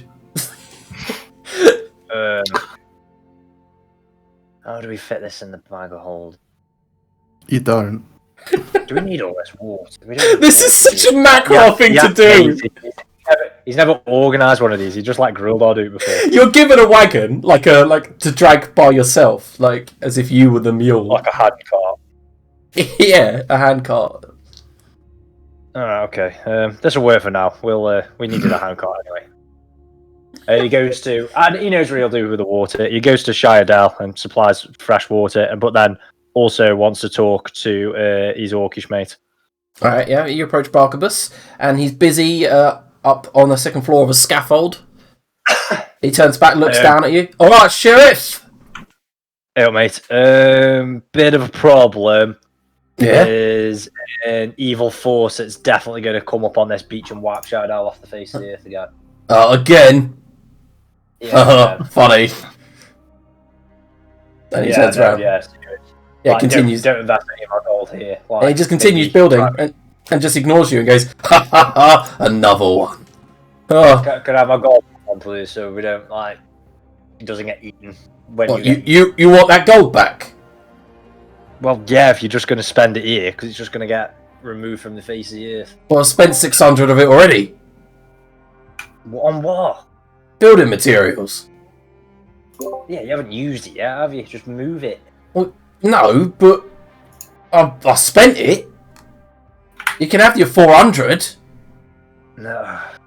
I'm saying move the building materials to somewhere better than here, because this is literally where they're going to be coming. This is our home. So I'm saying home's going to have to move, especially before you rebuild it. Look, mate, I've spent the money and I'm spending it. Chucks him another 1,000 gold and like, just can you use that to or at least make the place somewhat defensible so you don't all instantly die? Like build yourself a moat or something. Well, I plan on building some walls. You know what? After what happened with Longinia and that. Yeah, walls are good. Lots of spikes coming out of the walls, maybe smart as well. I like spikes. I'm an orc. Chucks another gold. Orcs do like spikes. It's true. It's canon. It's canon. So Macro gives him another 2,000 gold. Like, just try and make it somewhat defensible and You're loaded. You're loaded, mate. Where'd you get all this coin from? and saving the world. Where else do you think I've been? I don't know. Quite fruitful. Running off, not being a baby daddy. I asked you to join us on the pirating adventure, and you didn't. You could also have this call. Actually, no, you'd definitely be dead if you joined us on the pirating. Probably for the best that you didn't join us on pirating. Yeah, I'm gonna get back to work now. Cheers for the coin. Oh, yeah, some water for you as well. We don't really need this. Oh, that'll come in handy. Alright, Marco's hoping there is survival skill, and him being from one of these nomadic tribes helps him survive down there a bit better than most. Alright, we'll move on to the rest of the players then. Now that Makrar's done his business, what was Elzef was crafting still? Yeah, Elsef was just finishing the death machine upgrades, and it seems like we're going to go fighting. Alright, cool. Lineros and Orwin? Off to the library, find out what we can about the Crystal Waste and the Crystal Dark. The group's researchers heading to the library. And Maisie! I was with Makra, to be fair. Oh, I didn't know that. I apologise. Yeah, just looking awkwardly, socially awkward, while he was trying to get money back off someone who was rebuilding their home. Alright, is there anything you wanted to do, Maisie? No, she's just getting ready for the first real adventure. Alright, cool. We're bringing you the Crystal Waste, aren't we? Yeah, You're definitely going to Lineros. die. Right, so Armor or anything. I don't have any, but I'd love some. Is armor a thing then? Yeah, you need it. Yes. Never worn any before. Alright, okay. We'll go and find Maisie some armor. So she'll die instant. Alright, yeah, you can, I mean, she's proficient with light armour, so you can buy her some, like, leathers or studded leathers if you want. Whatever. Alright, so studded leather sets you back 50 gold pieces. This stinks, Makra. Yeah, we'll get the smart on it later. Makra hands the man 50 gold. Yep. Alright, so, that's... Strap her in, because it's way too big for her, because she's just like... It's like from a thrift shop. It's got blood stains on the inside. Yeah, Maisie, or Todd, that armour sets your armour to 12 plus your dex. Nice. Cool. Right, you look like you're less likely to die immediately, but still pretty fragile. Let's do some training. Okay. Yeah, that's what Oh, we'll spend the rest of the no. day with. Whilst they're being nerds and researching, we'll toughen you up. Right. Okay, so you find a space out on the beach that's quite wide and empty. No, he does it in the workshop. He does it in the most inconvenient place he can find. Oh my god. He wants Elsef there as well to make sure he doesn't in case he accidentally kills her, he can Elsef can revive her. Oh, I don't have diamonds. Oh right, okay. Macro goes and runs down the street and I do. It's fine. You should probably give me some then. No, Chester left me some. Got a sugar daddy, yeah? Okay. Yeah, give Elsef some of them in case one of us die. 300 GP worth. I've got this much, and she shows you about maybe 1,000 gold pieces of powdered diamond, and this, and a 500 GP diamond. Jesus Christ. Elsef just takes the I powder just dust. paid for your armor as well. God damn it. Well, not all the dust, like 300 GP worth. Okay. Right, that works.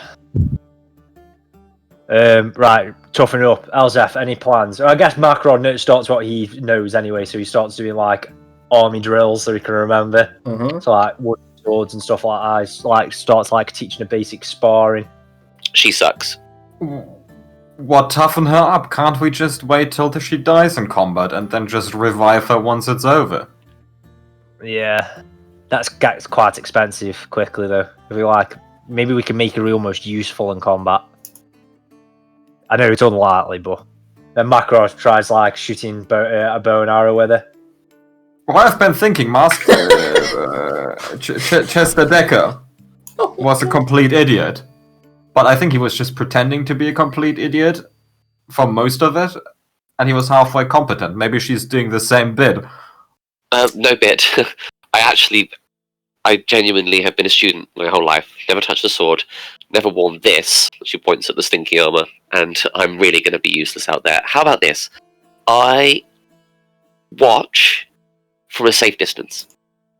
Whilst sparring with her, so I can imagine this is whilst we're having it, but he's getting more and more wound up because she's not right, but then he keeps like hitting her harder and harder on this wooden sword. It's like, to be fair, she takes quite a bit of a beating.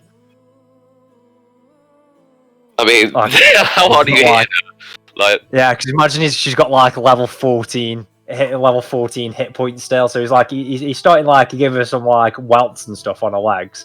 Like normally like shatter sort of like a commoner's leg with it, but she's just coming out with bruises instead. that really hurts.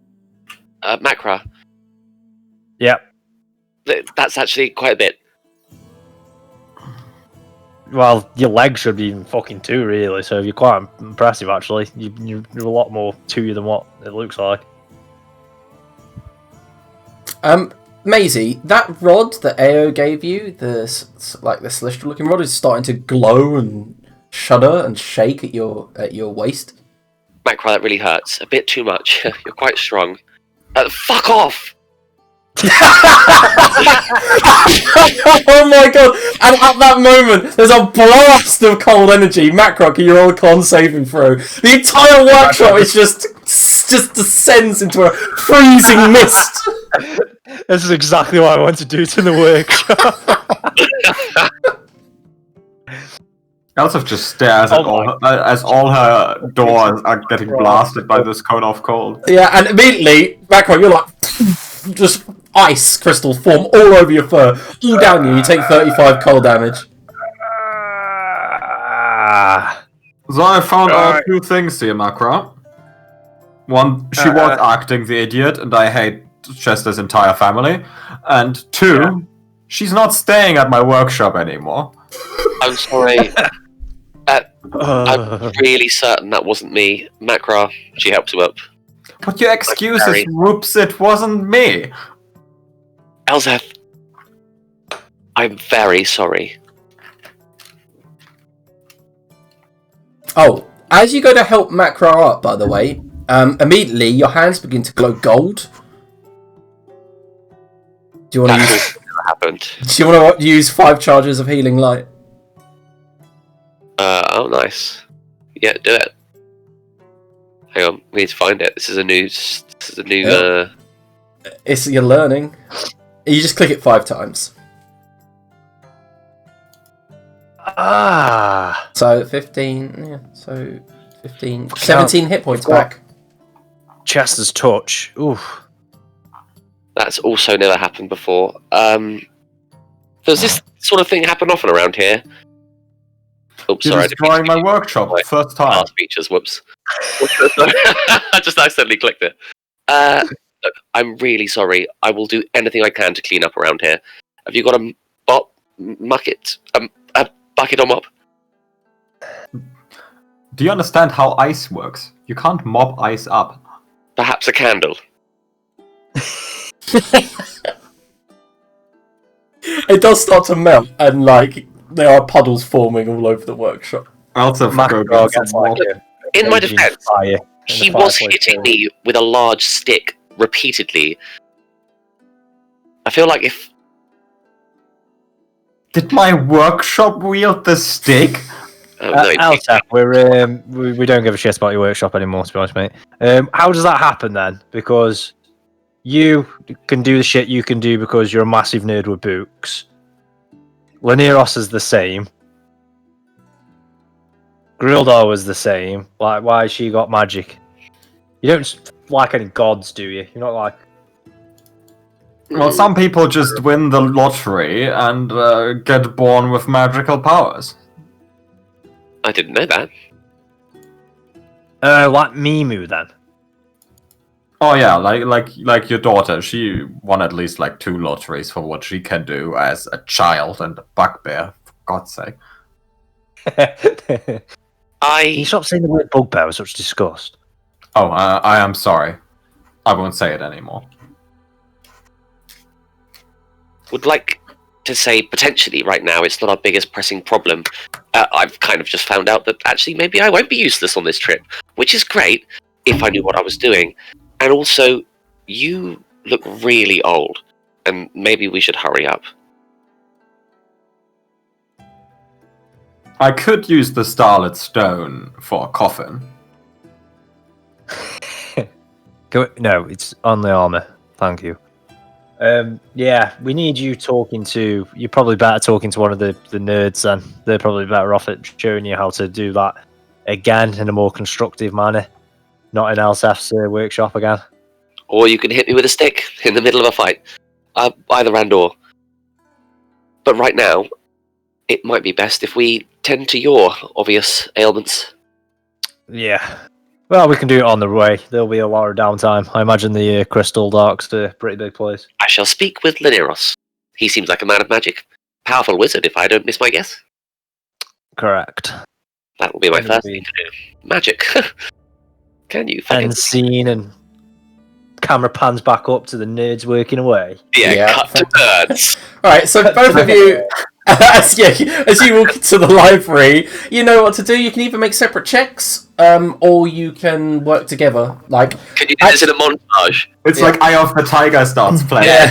I was thinking, you can roll, Lineros, I will give you the opportunity to roll to get a higher roll, or you can take your passive. What are we doing? Investigation? History? Investigation to look around the library for the books that you need. Okay, well, I'll take my passive since that's 26. Okay. And I'm assuming you're just following then, Owen, or are you splitting up subjects? No, he's just acting as research assistant. Alright, so immediately you find some books on the Crystal Dark. Find some books on the tribes that inhabited the Crystal Wastes. You find out like the type, and also books and that was an encyclopedia to do with creatures and monsters in the deserts of Mokhul. And you immediately pile the books up, and what are you trying to find out? Well, basically what I'm trying to find out is like how people have traveled there before, what they encountered, how they got there, how they got out, these kind of things. Also, if there's any samples of things which may have been like soil samples or things that have been taken from the Crystal Waste or from the Crystal Dark. Interested in those as well, so not just books, but also any. Right. So you find the journal and just slotted in a most random place, not even alphabetical order because your investigation is so high. The Journal of Wiltix, Orokorin, and the Masters of the Crystal Wastes. And you immediately find it, pick it up, and the book starts with, "I left from Port Phobos with my entourage. I travelled through the murky swamps to the east. I crossed a Hydra's lair, and my entourage defeated it. We ate of its meat. We ate of its meat and headed into the Crystal Wastes. There, we came across a blue dragon, upon which we flew across the skies, and we found the Crystal Dark. There, we met with a great tribe of bugbear, and there, we feasted and we danced and we drank and we were merry. The end." And this book's useless, you put it to one side. And then and you begin researching. Okay, so it does say that many expeditions start from Phoebo or Port Phobos. Okay. From Phoebo, you can take the path through the Phoebone Ranges that leads down into the Crystal Wastes. The western plains of Phoebo tend to be tend to be missed because of the centaur tribes that raid there. It mentions that from Port Phobos, it's only 2 to 3 days journey eastward through the swamps. Bit more of a difficult journey because it's swamp and mire, but once you reach the Crystal Wastes there, it's more of a safer route. There's more supplies that way as well, because it gradually turns from muck and mire to scrub and screen savanna, where more water and animal meat is readily available. From there, it does actually mention that the Crystal Dark entrances are everywhere. It mentions that the Crystal Dark is literally the entire Underdark under the Crystal Wastes. Okay. Well, that narrows down the area we have to search. Yeah. Maybe look for giant dragons under the Crystal Waste. Did we at this point get something about dragons? The rest of us, or No, you don't find anything really about dragons in there. no. I know. I was expecting to find him. Did we get it? I mean, that Mac was wrong. You can both make, let's go with just basic bog standard intelligence checks to see if you remember this detail that Macra told you. About the squiddy boys. That's a good roll. Oh, Jesus Christ. No, nothing. So you're just thinking this thing that Macra mentioned like a week ago that could be useful, but never mind. With a nerd.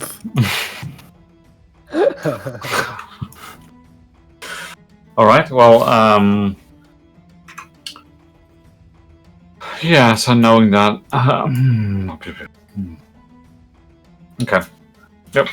They're struggling. We say that Macra and Maisie rock up a couple of hours into research to discuss her newfound magical abilities.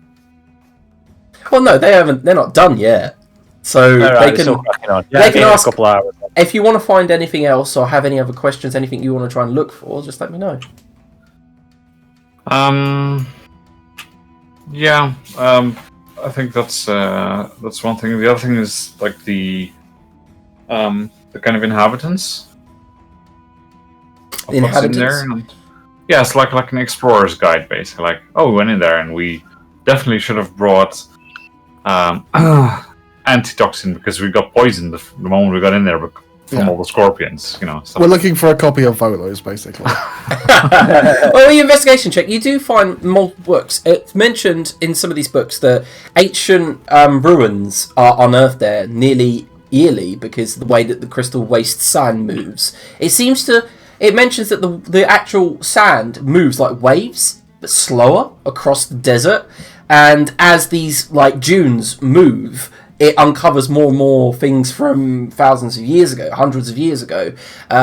One example is from Wiltix again, this random adventurer that you keep reading about, where he found a pyramid that wasn't there the year before.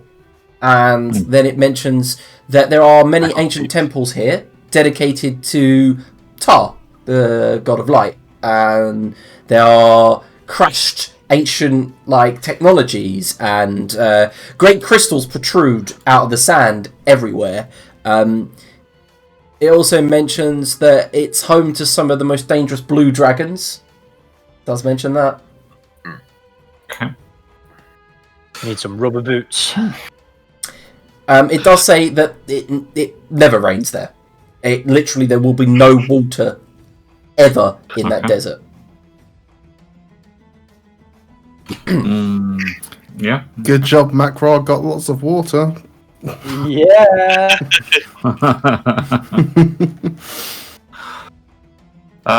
Yeah. Okay. Well, I think that means we just prepare for blue dragons, basically going in there. Yeah, I guess as Landeros has the majority of things covered, I'll start doing the cursory side stuff. So when he mentions dragons, I'll start researching the weaknesses of blue dragons and their lairs and stuff and specifics of it. Sure. Yeah. So you find the basics out. You find that obviously they like their desert, they like the hot climates. They can burrow and that they use a lightning breath. However, it's mentioned that they're cruel, malicious, but they can be reasoned with. It mentions that. One moment.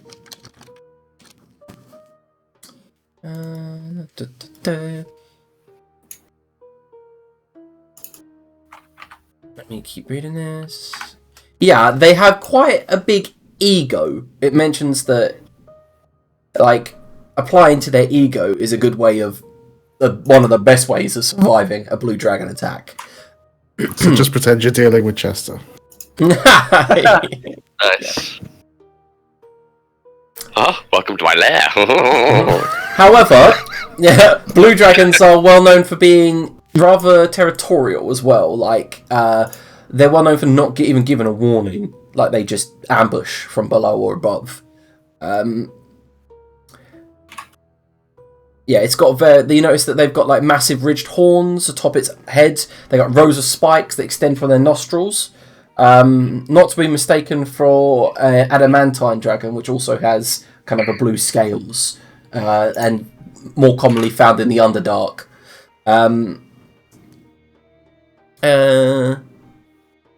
also, it mentions that a good way of spotting that a blue dragon is actually sneaking up on you or attempting to ambush you is the smell of ozone in the air. Okay. All right. Well, I guess once Elvin comes to me with that research and I've done my own, then cue the entrance of Macron Mason. Alright, yeah, so the group meets up again. Gentlemen, what are we doing? All right, we've got a few things we can work on. Sweet. Yeah, we've got a few things ourselves. Yeah, everyone Yeah, grab them quite all. interesting. She might not be as useless as what we first thought.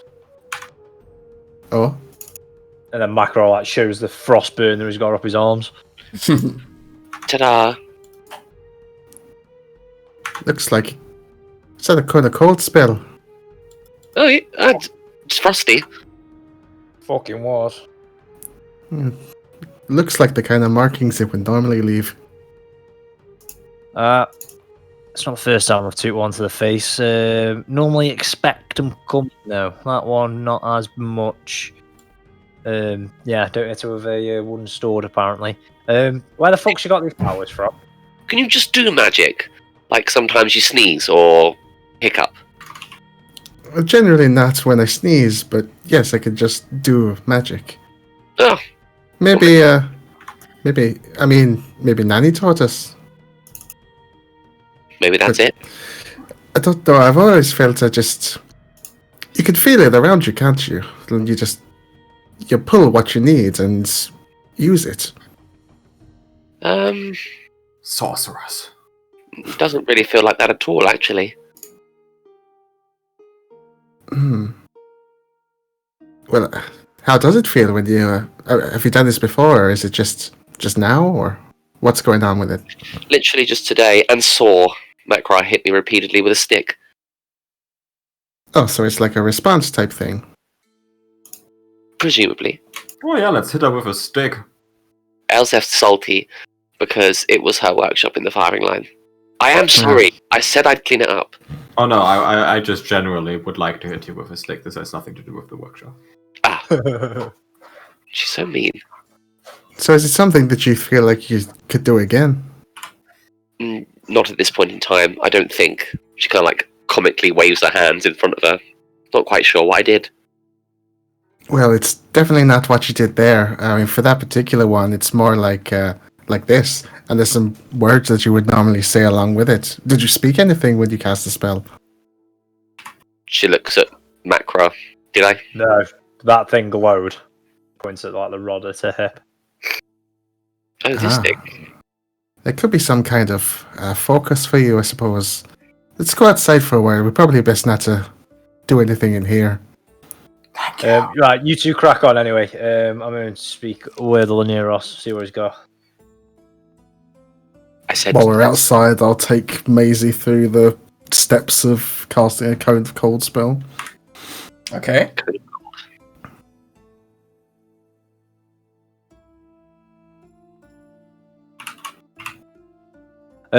So what have we got then so far? Well, we've found out where to go, what to bring, what preparations Well, to take. where we're going then? Where do we go? Yes, best option would be to travel there either from Thebe or Port Phobos. Doesn't really matter which one of the two, and neither is a very pleasant journey. And then find our way down from there. Entrances are supposed to be many and at regular intervals. Do we know where in the crystal waste we need to go, or in the crystal dark where we need to go, so I can find where my people are, where the dragon is? Well, I'll leave that up to you. we found out what we can about the place. The location of your people is not something documented in these books. Oh, fuck. Maybe you'll reawaken some sort of primal instinct that will lead you to your clan's ancient house. Yeah, it's a good idea, but you're also relying on me for that, which... Oh no, I was making fun of you. Yeah, rightfully so, I reckon. What about... So none of these books mention Big Dragon, then? We didn't specifically search for Big Dragon. Oh, you think that'd have been a big thing, though, if we were like, oh, the Crystal Waste and the big dragon lives on the third peak of the second ridge, kind of bloody blah blah. No, there's mention of blue dragons lairing there, but that's it. Nothing specific about one dragon. Blue dragons, that sounds... They're ancient tombs, not sending stone books. I miss Gwandia. What about the... And he just stands there with his hand wiggling. Them ones. And the one that we killed in the library. Oh, you two weren't there. Squid. Looks like a squid on a head. They were in their dream as well. Have any of these mentioned them? What would I roll to know what a mind flare is? History? I mean, you get it. I think you get it. I mean, but it's up to you whether you want to roleplay if you get it or not. It's totally up to you. I assume you mean sentient squids and not animal squids. Yeah. So, mind flares. Macro goes blank. Squids that can cast magic with their minds. Shit, yeah, they did do that. Yeah, that. Did any of these books mention them? Like where they are in the Crystal Dark? Have we found anything while reading? No, in fact, you haven't found anything about mind flayers in the Crystal Dark. The inhabitants of the Crystal Dark that so far it mentioned is bugbears, goblinoids, basically. It was home to some ancient tribes of goblinoids.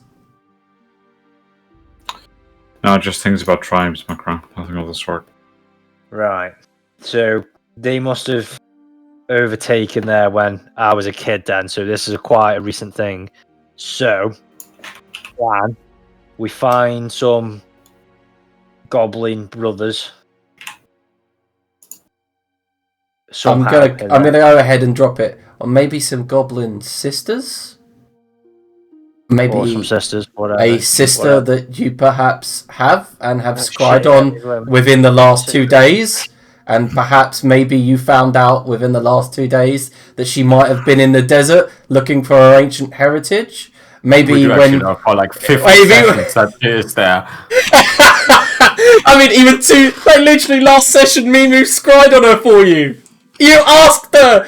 I didn't want to drop the hint, but as a DM, it's become so painful. Do you guys ever think about whether or not Curtis calls his parents on their birthdays? Or if he just forgets them? That's why I made Liniros and Owen roll intelligence check to see if they remembered. Oh yeah, we can go find her, and then maybe she knows where they are. Did we Hey, know mate, where she was? taking my glasses off. Did Mimu actually know where she was when she scryed on it? Like, did we know where she is in the Crystal Way? I wasn't with you, Makra. I didn't give a shit about your children. Yeah, she said that she was running from something on red sand. We know where the red sand is in the Crystal Way. We can look her up, can't we? I presume that yes, we can look that up. Like, we'll just get some maps out. Mm-hmm. The Crystal Waste is full of white and red areas. It's mainly near the center that the red sand is. It's low-lying ground. Crazy idea. We have a flying ship and 2 little flying ships. I'll just take them and search for her. You have a flying ship. Right, Wait. floating. So far, you have not found the main flying ship. Well, you have not got that back. We assume it's with the children. You didn't see it when you were at Port Phobos. Yeah, it wasn't there. Oh, as Elsa realized that, she's really mad. Did we see the tiny flying ships? You have them, don't you, Elzef? You brought one back to your workshop. Well, Elsa has hers. Okay, yeah. I wasn't sure. Well, I have a flying ship. So if we use that and then we just explore the area, see what we can find, we're definitely going to get blown out the sky by a blue dragon if we go around in this. It floats, Macra. It's not that much. It's just faster. You've seen them. You know that they don't fly. Yeah, I have been on one. I still feel like if we're on a ship, we're going to be a target for a dragon, but we'll have to just risk it. How many dragons have you seen on this adventure that you're so afraid of them? That one in the ice cave was a bit of a badass. I don't remember. I don't know about that one. It is for blue dragons. Like, I'd prefer not to fuck with them. Actually, maybe the blue dragons don't like the... I'm pretty sure you could take a blue dragon. Yeah, I probably could, but I'd prefer not for that one. Just But hit maybe it they with a don't stick. like. Maybe they don't like the mind flayers. And maybe we can get the blue dragons to help us against the mind flayers. Hit it with a stick. I don't want to have any more part in this planning, Laneros. You take over. Understood. Understandable. This is I think we're ready worse to go than Master Decker planning his excursion, and I remember giving him 5,000 gold pieces, and he bought himself a rapier. So It was a nice rapier. You might have been for that one. It had its own name. I could have made him one for less.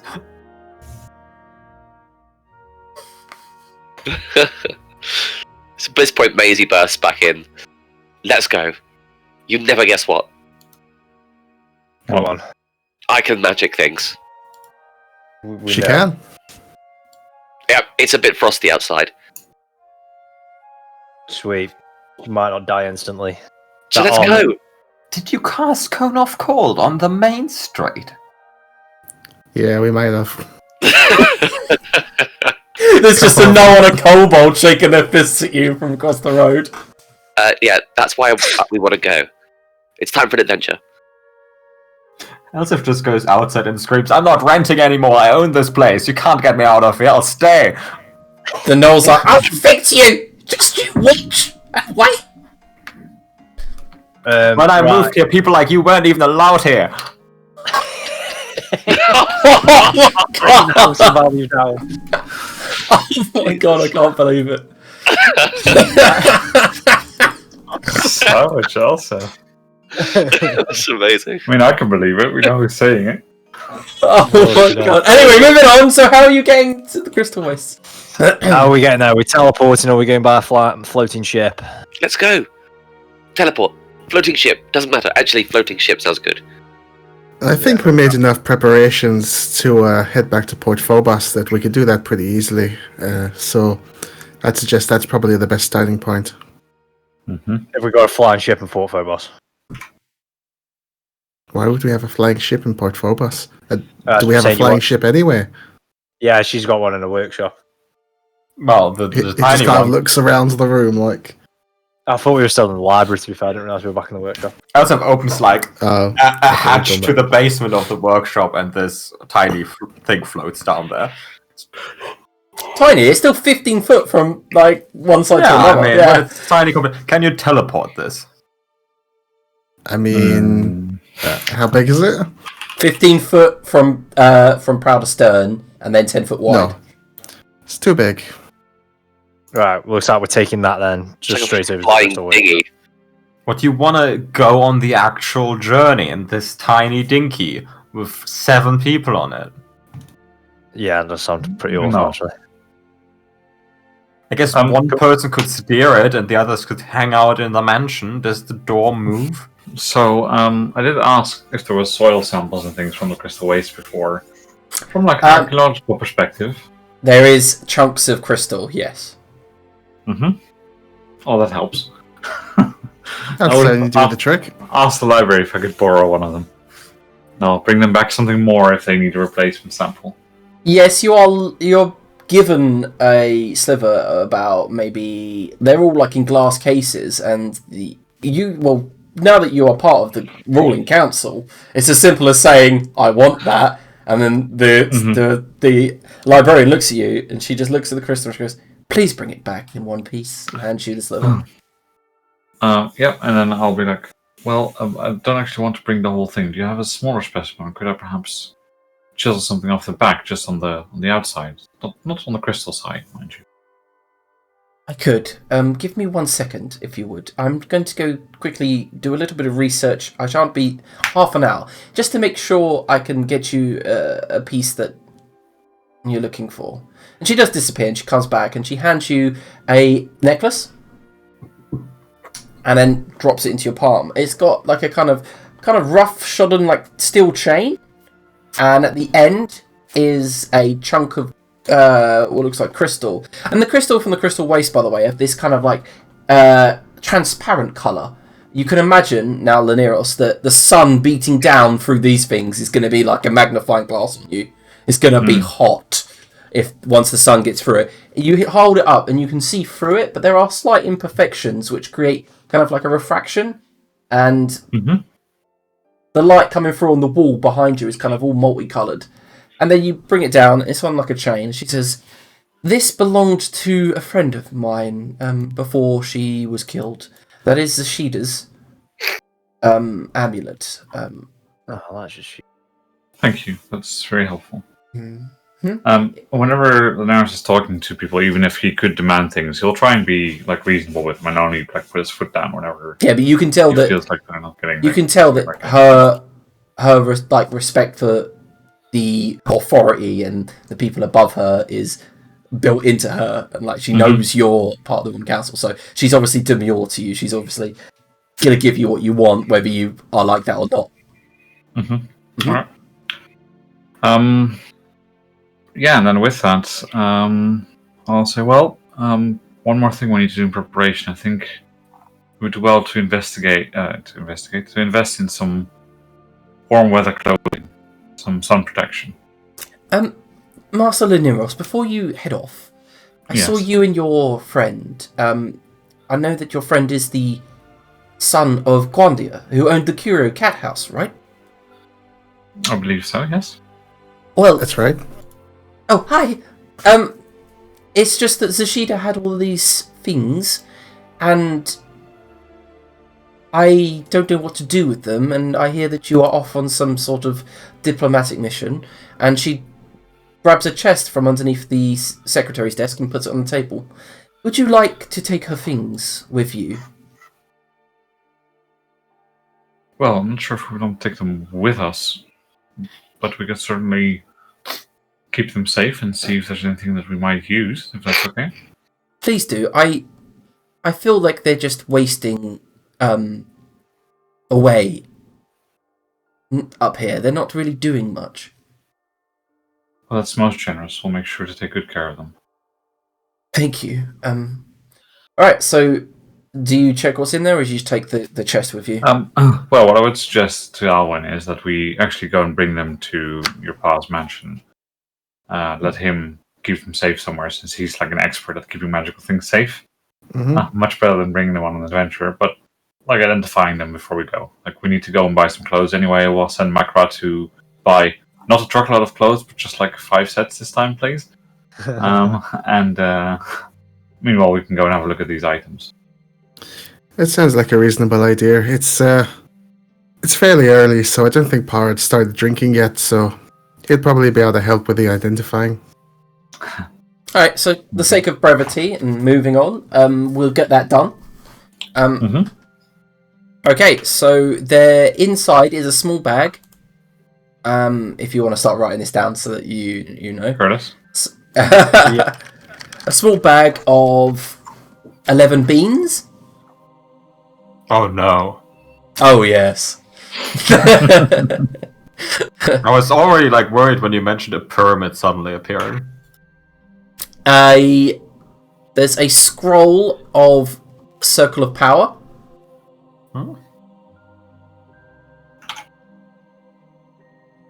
A scroll of Catnap. Ooh. Is that as good as it used to be? Like in old editions. Are you writing these down, by the way, Curse? Yeah. It just makes a short rest take less Right. time. A scroll of Protect Against Evil. And a scroll of Unseen Servant.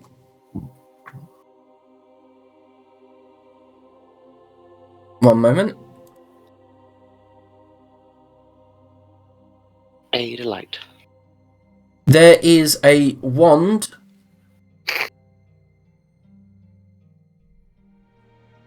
Wand of Witch Bolt with 12 charges in.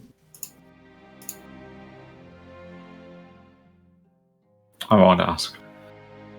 A scroll of Witch Bolt? No, a wand of Witch Bolt with 12 charges. I mean, that's still bad. Yeah, but it's one of those ones where, you use it and it goes. It's not like a rechargeable. That makes it worse. Yep. Okay, just checking if we're on the same page. And a rod that, when Gwandia goes to get it, goes... Oh, yeah. And then presses buttons on the end, and then goes, an immovable rod. I have several of these myself. And he's like shaking it around. Got Macro's name all over it.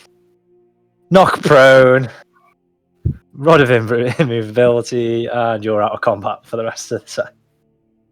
That is diabolical. I thought he had much more nefarious use for it. Yeah, when they're on the floor, he didn't say where he was going to put the rod first. Right, so Zashida's belongings that were meant to go to a different character, but never mind. He's up in the Port Phobos doing some research, so...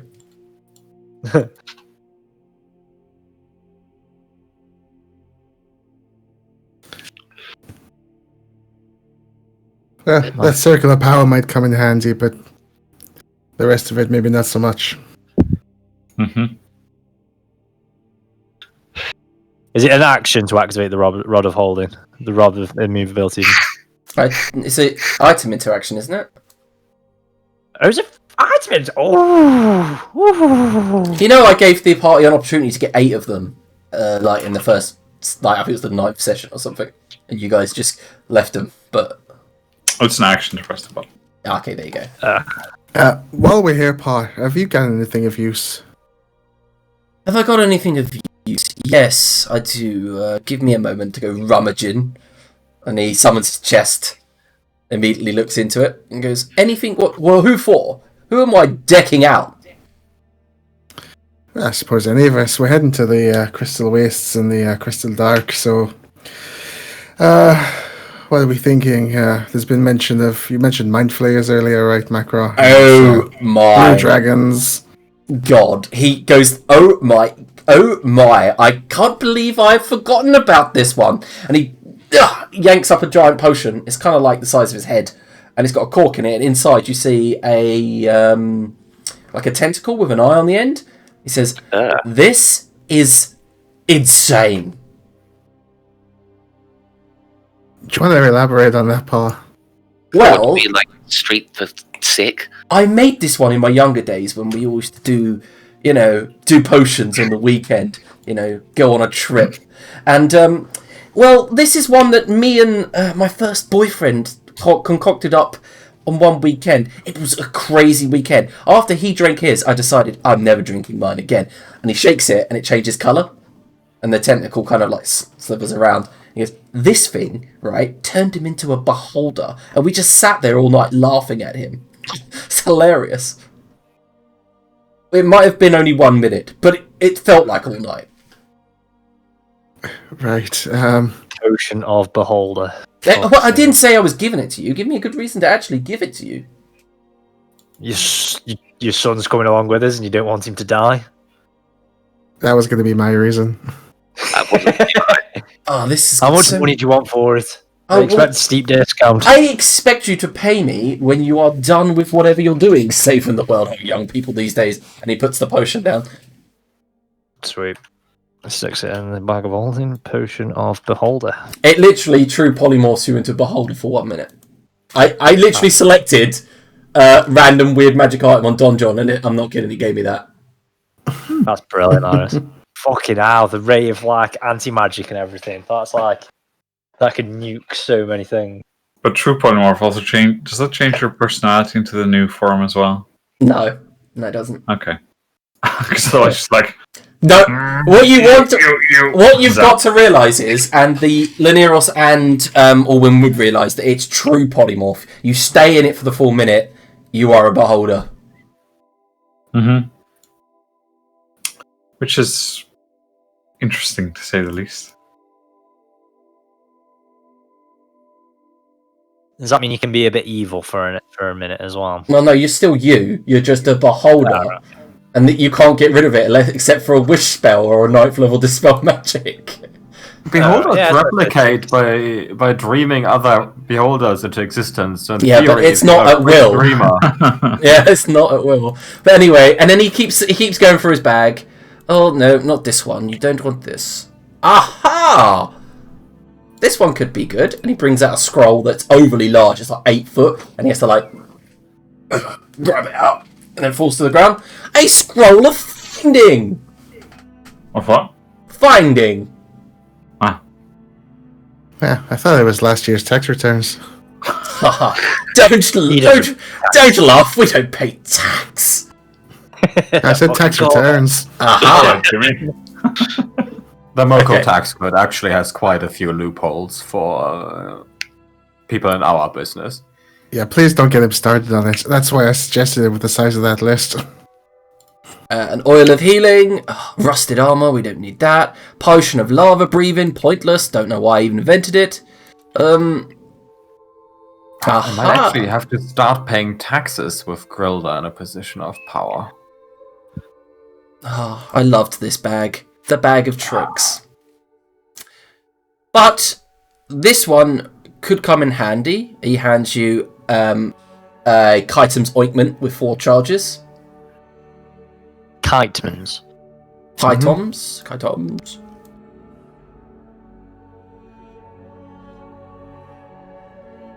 That's probably not written how you think it is, Curtis. It's Yeah, Definitely right. not.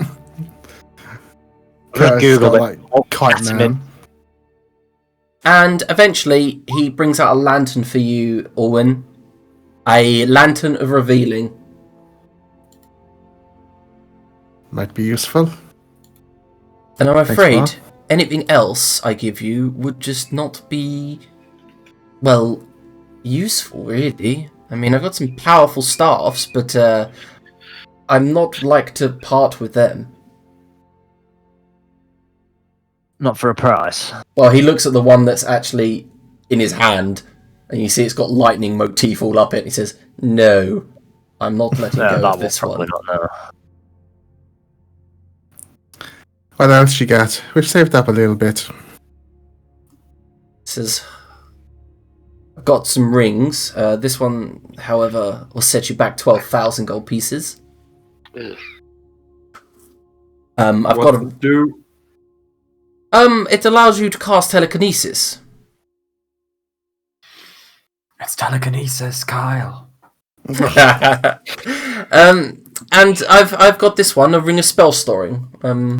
I was going to give it to you for your 18th birthday, but you can take it now if you want. Well, I suppose it's only 3 months early. He hands you the ring of spell storing. Look, you are Hey, where we really... go, he might not make it to his 18th, so... Do you want to buy an Iron Stone of Reserve from me, Randy? Oh, you have an Iron Stone of Reserve? I do. Give me a moment. Let me look it up in my old journal. Might as well clear out the items I'm not actually using. Can we say that we sell him a load of shit and I'll just send you the list of stuff we're going to sell? Save us doing it now. He's willing to part with 200 platinum for it. Oh yeah, I'll take the 200 platinum, sure. Alright. Yeah, he Considering I hands you... haven't been using it for like 10 levels. Yeah, he hands you the 200 platinum. That's a good deal for him. Takes the Iron Stone. Well, so Elsif doesn't have enough charisma to negotiate anyway. Alright, so he goes, you're right, you've taken me for some of my items already. Now, is there anything I can help you with on your journey other than giving you my stock? No, it's quite alright, I think, Pa. And Okay. I'll get you some more stock in return, don't worry. Well, if you're heading to the Crystal Wastes, there's a lot of tombs and like underdark kind of temples. I mean, I only travelled there for what, 3 months, and I earned quite a lot of money. Yeah, we'll sure to sell some stuff. I've got some stuff to sell here as well. We'll click through it quickly, but we'll do that after session.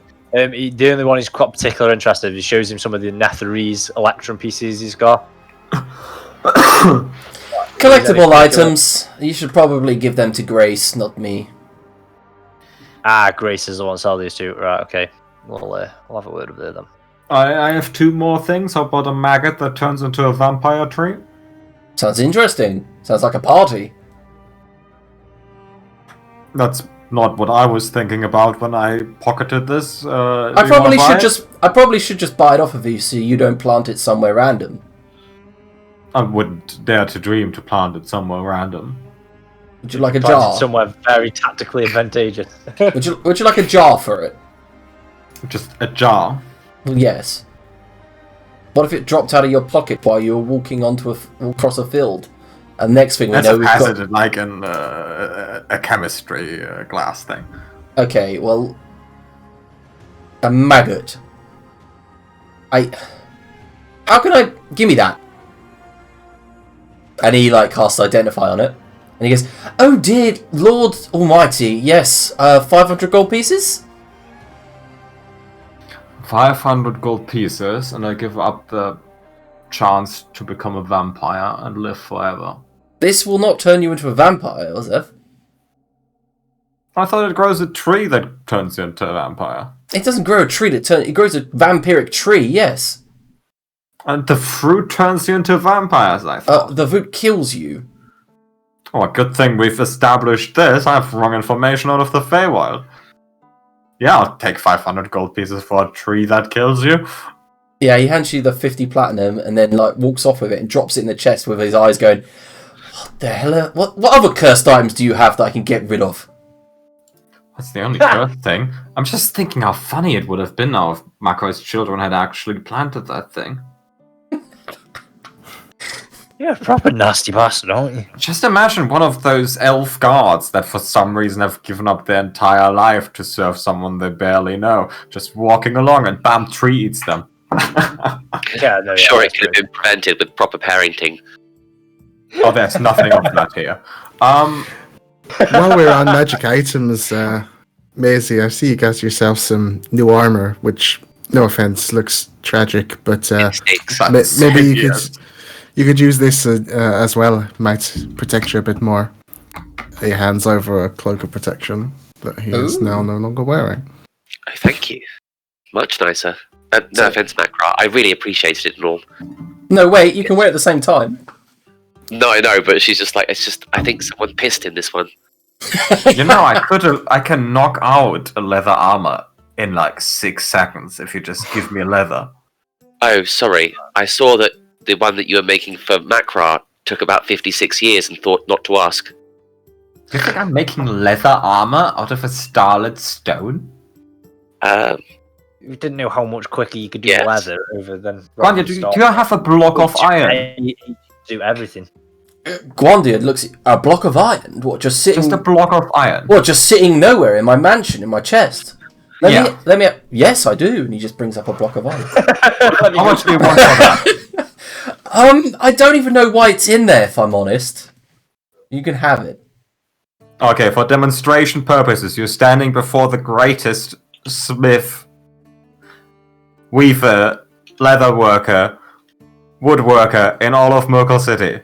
And Elsif just casts... I don't know what this spell actually is cast. I renamed it.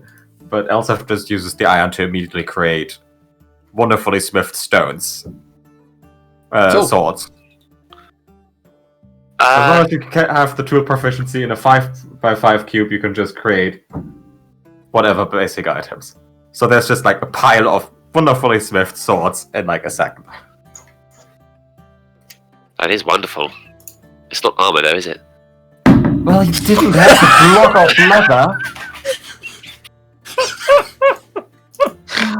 I'm sorry, Elsa. You are miraculous. Runs in the family, huh? One of them worse than the other. You know, I revived your husband to me twice. I brought him back from the dead. Sorry. I didn't mean any disrespect. It was impressive. Those swords are so long and wonderful. Just don't speak to me. You can keep the swords, Gwandia. Thank you. Are they permanent? Yeah. Wow, that is a fancy spell. Normally, I But just you wish. need the raw materials. Normally, I just wish them into existence and then just spend the rest of the month in bed. Fucking wizards.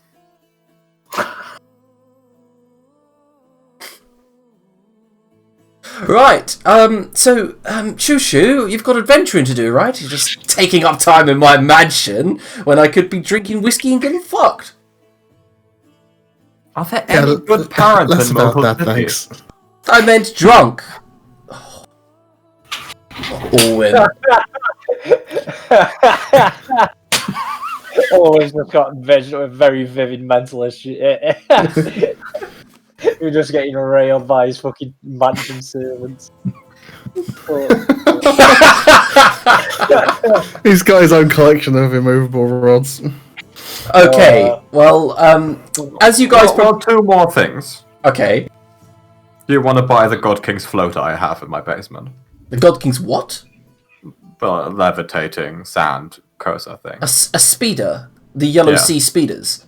Yeah. No, I'm alright, thank you. Those things aren't that rare. They're, like, ditched and everywhere. The entire countryside is ravaged by the pollution of them. Oh, I want one. Who gives a shit about pollution? Okay, so... As the group prepares to travel out to the Crystal Wastes, one of the daring journeys to find Makrar's heritage, we're going to go ahead and end that session there. And as we end that session, we're going to end it on a high note, because everyone gets a level up. Oh my god! It has been 1,000 years. It's happened. It's been 8 It sessions! finally happened. It's been 8 sessions. Hold on. It's finally happened. What? Hold on for what? Are you lying? You're on an insight check! Natural 20! You can tell that the DM, the stars above, they all spell out level up. Level up to Nice. 15. Right, well, Alright. next week, 14. finally, we might get onto Makrar's journey, but we have 56 days left until the Golden Star apparently lands. And then we'll continue barely next enough to time. knock on